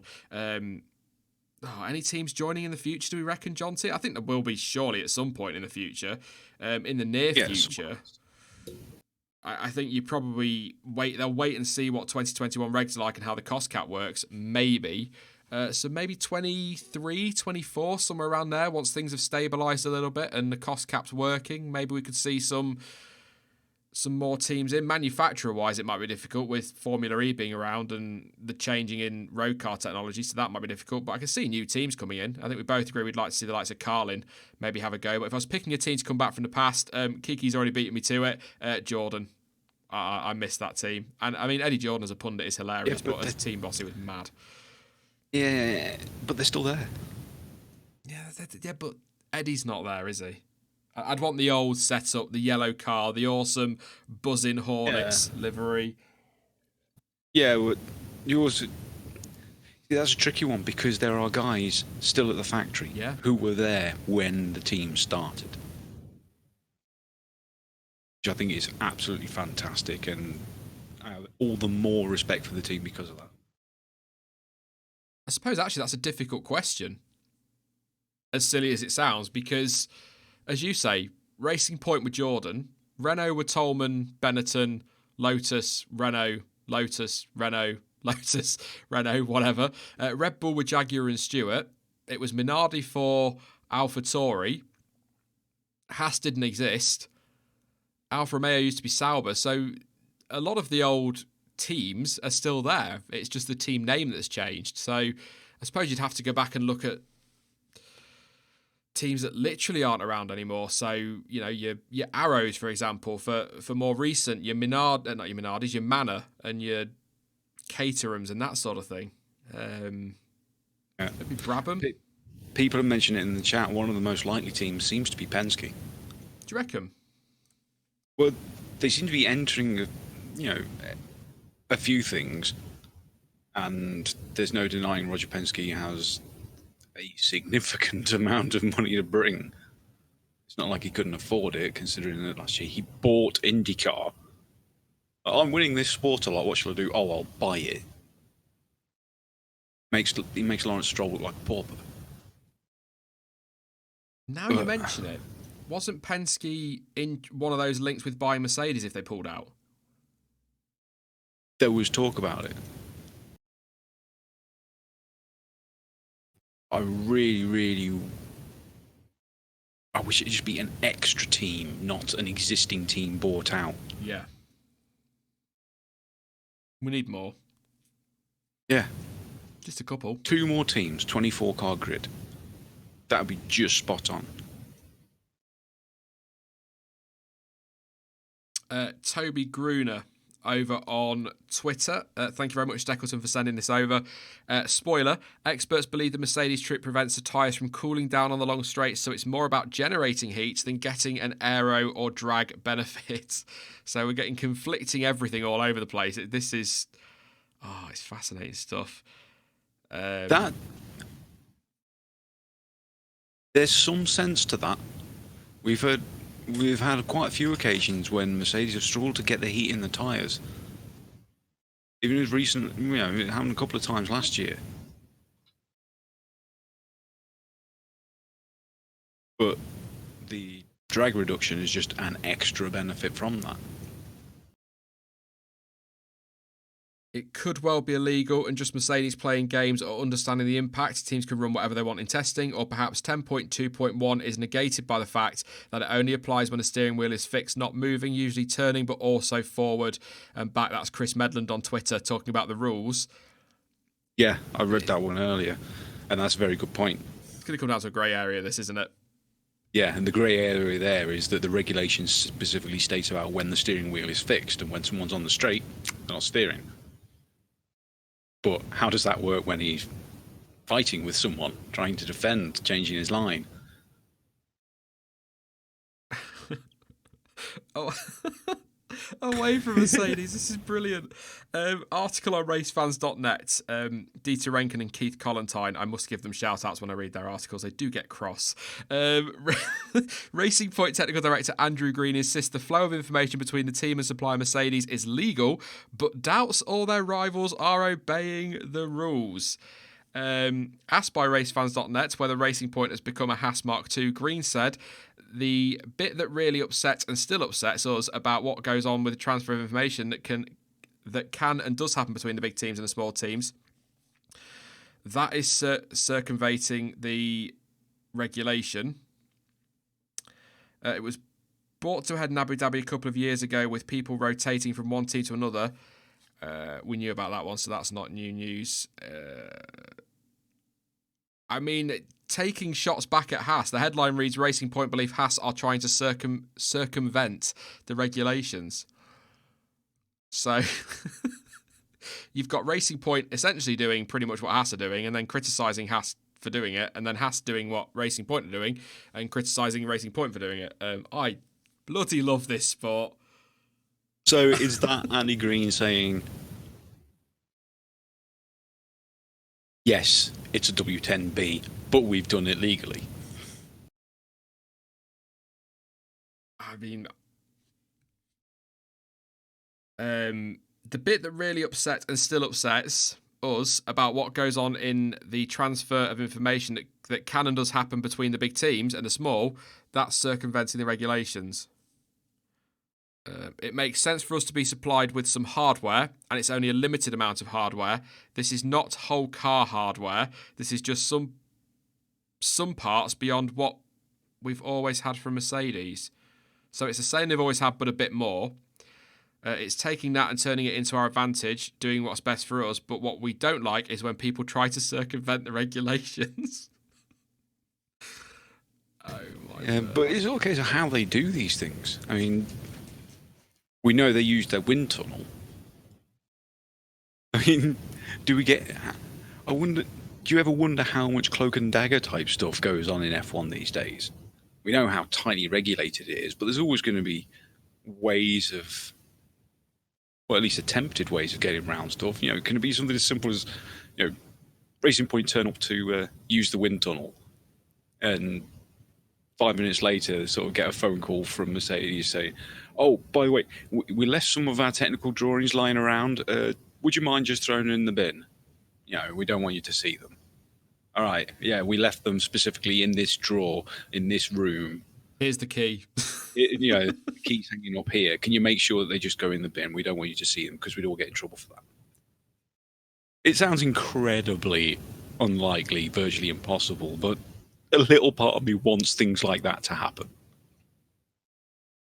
Like one of those, I'm just going to leave this on the desk and leave the room for a minute. I mean, we'll not get back into that debate because we've already talked about it a lot today, but if Haas are doing it, there's no reason Racing Point can't. And if Racing Point are doing it, there's no reason why Haas can't. So, but I can't see how Haas are trying to get around the regulations because, you know, they've been in the sport now for a while. The FIA would have picked up on it by now. There have been so many complaints to the FIA and whatnot about the way Haas are operating. They'd have found something if it was illegal by now. So I don't think there's anything there. I think it is just as Flying Tiger said, the gloves are off and it's only the third session of testing. I mean, that midfield is going to be so close this year, as I keep saying. I reckon it's just going to get so tasty, the Vine Games. I can't wait. It's going to be brilliant. Lando Norris getting out the car with 14 minutes to go. Quick rundown again. Perez 17.3, 48 laps. Ricciardo second on a 1:17.7, 41 laps. And Alex Albon third on a 1:18.155. 59 laps. Gasly fourth on a 1:18.168 laps, and George Russell is fifth on a 1:18.266 63 laps. If ever you needed a don't pay any attention to testing, it really doesn't mean anything example, your top five are Perez, Ricciardo, Albon, Gasly and Russell. So there you go. Charles Leclerc a 1:18.3 41 laps. That's my chair, not my backside. Hamilton a 1:18.3 on 107 laps, so really on it this morning. Like I say, 70 odd for Bottas yesterday. Grosjean's on 79 laps, quietly getting on with it on a 1:18.4. Perez out the car as well. Raikkonen a 1:18.5, 58 laps, and Lando Norris also out the car, 1:18.5, 48 laps for him. Vettel, Bottas and Ocon in the cars this afternoon. On track, we got Gasly, Russell covered in an absolute ton of Flovis. And then we've got Grosjean and Raikkonen as well. Everybody else in the pits, like I say, Perez out the car, Norris out the car, and Leclerc out the car as well. 13 minutes to go. Unlucky for some. I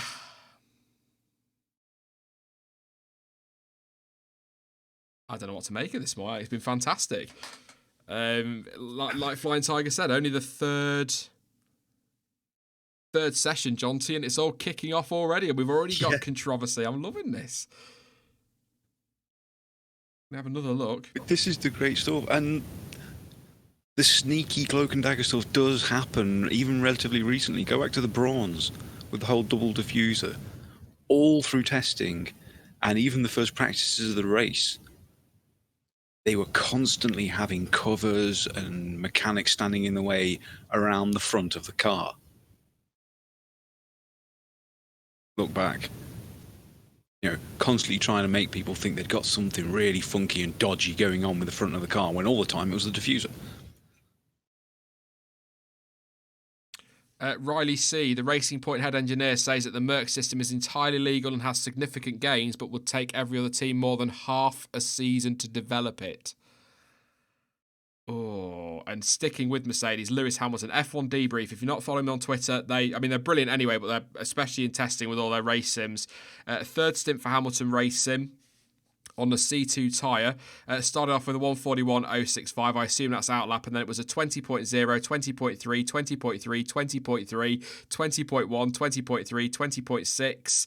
Massively consistent, basically. Hell of a lot of laps. And that was one of the things about Bottas yesterday, is that the Mercedes is quick, and that comes as no surprise. But what was concerning a lot of their rivals was that he was consistently holding that pace. Setting pretty much identical times for multiple laps, and that was a concern. So now that is seriously high quality driving. To keep within a tenth or two every lap, for lap after lap, is incredible.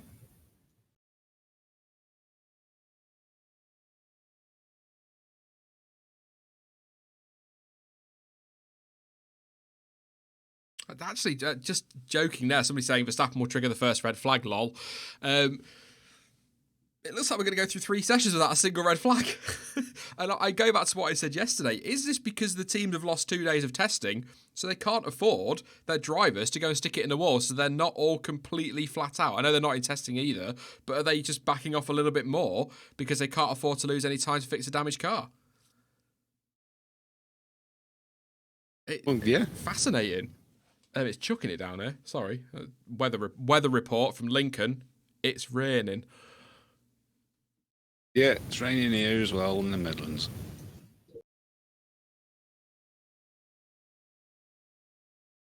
If Crofty ever leaves Sky F1, Alex Jakes, please. They won't be watching, but that's my one.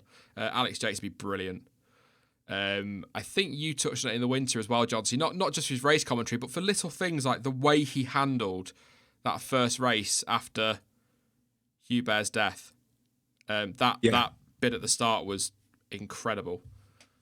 I really want to find someone who has contact with him, just to ask if he'd written it before or if it came out on the spot. And the way I've heard him talk about things, listen to his commentary for years, I've got a feeling that just came out on the spot. So I need to say something, and it just rolled out naturally.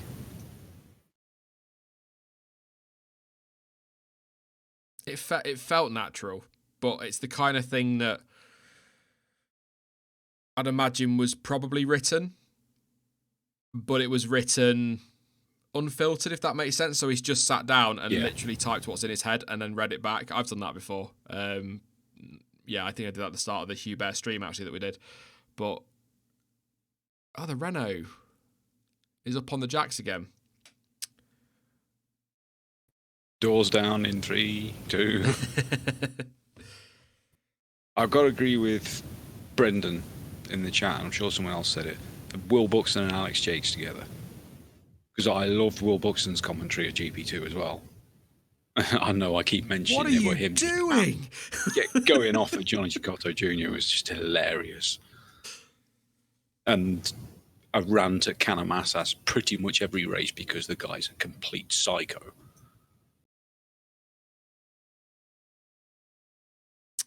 Prestige Health Clubs in the chat, or as I'm going to say, Liam, somebody I actually know from my hometown of Louth, used to work with him. Good morning, Just. Mate, we're going off air shortly, but back this afternoon. Good to have you in the chat. Just waffling crap as usual. You know me. 7 minutes to go we're coming up to. But Will Buxton, I never get over that. Was it the move on Sam Bird? It might not have been Sam Bird, but that one where Johnny Cicotto in Sepang just decides to get alongside him and he's turning into it. It's just Will Buxton going, what are you doing? And you could just hear in his head, he's going, you absolute idiot. Basically. I like Will Buxton. He gets a lot of stick. I really like him. I don't because he does tweet and get involved with a few political things, and people go, just stick to motor racing, Will, blah, blah, without knowing that he studied and got a degree in politics at university. So I'm pretty sure he's going to know more about it than all the people saying, stick to motor racing. Not to mention the politics involved in motor racing. Probably worse than some bloody governments. Yeah, exactly. Jack Chambers, Alex Jackson, Davide Valsecchi are awesome together. Could you imagine Davide Valsecchi commentating on Germany last year? Oh, man. That'll keep you up at night. I want Valsecchi to commentate everything. Even just for jokes, he needs to have his own YouTube channel and get little 5-minute clips of every sport in the world and commentate on it. Davide Valsecchi commentating snooker. Oh my God. Bowls. Curling. Right, I need to email him or something. I don't know. That's a brilliant idea. I love that. Somebody else was mentioning, I think it was Steckleton. Jack Nicholls. I do like Jack Nicholls as well. I don't mind Crofty. I prefer other commentators. And obviously Ben Edwards as well. Did Crofty steal the lights out and away you go? Or was it Ben Edwards that stole it? Good shout, Jamie. Jack Nicholls and Alex Brundle would be good together.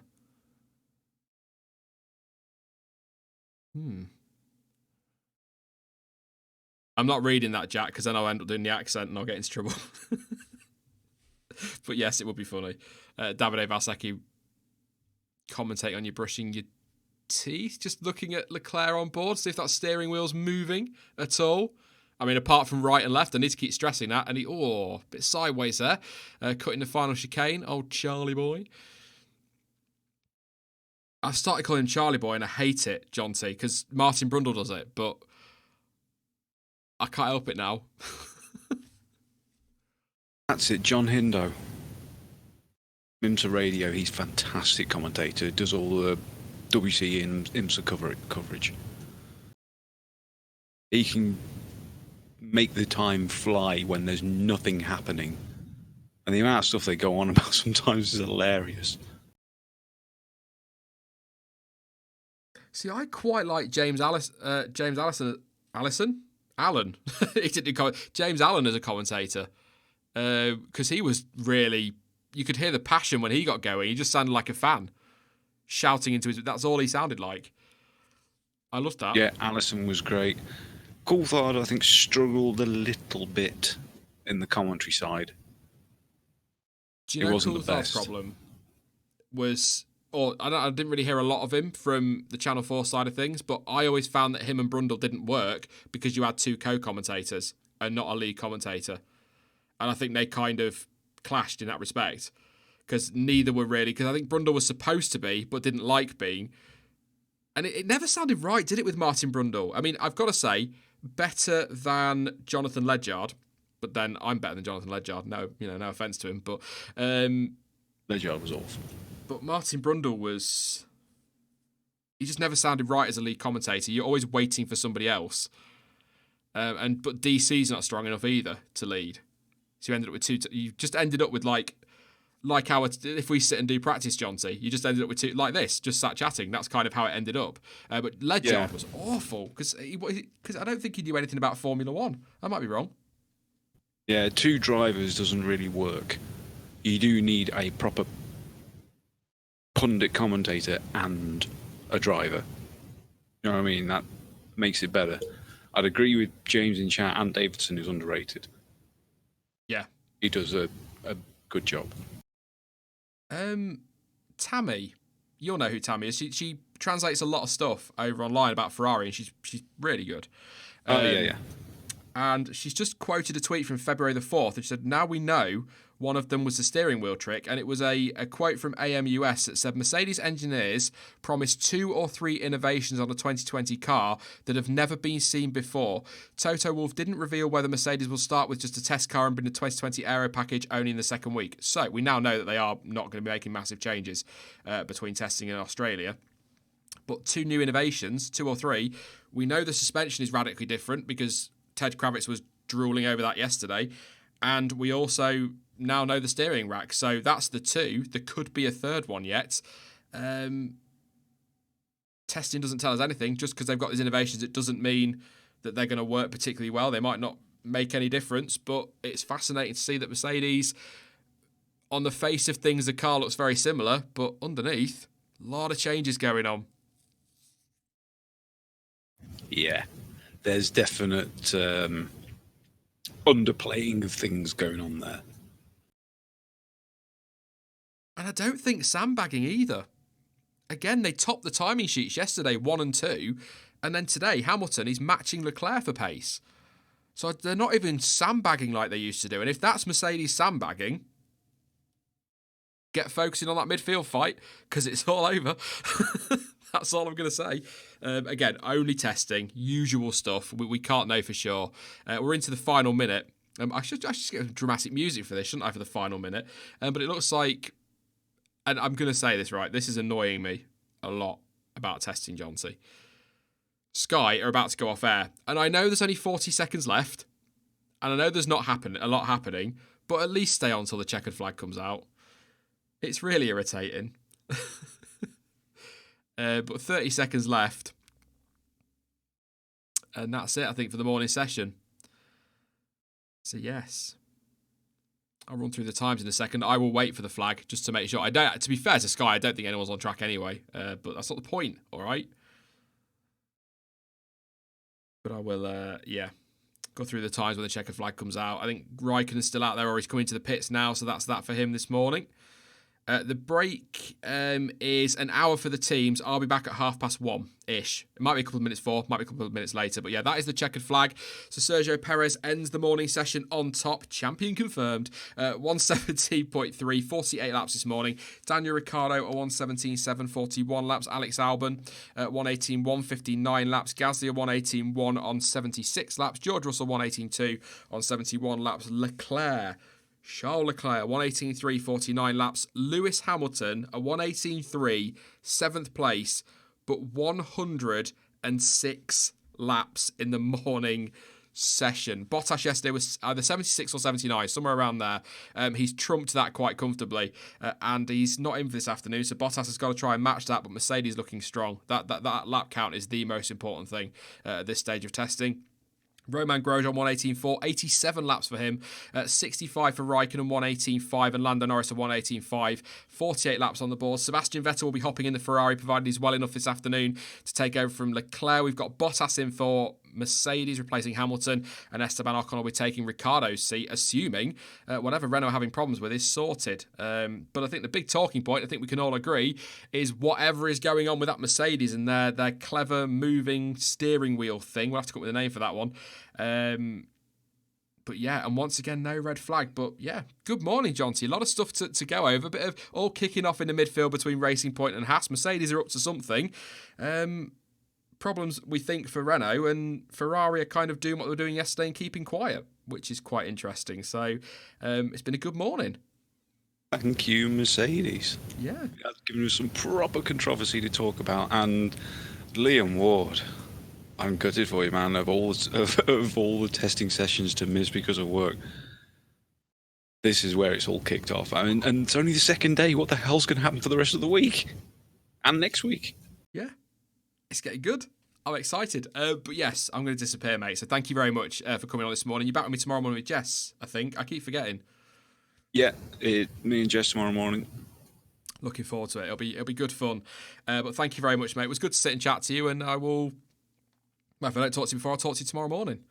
Yeah, like old times. I'm going to go and get some food now. Good stuff.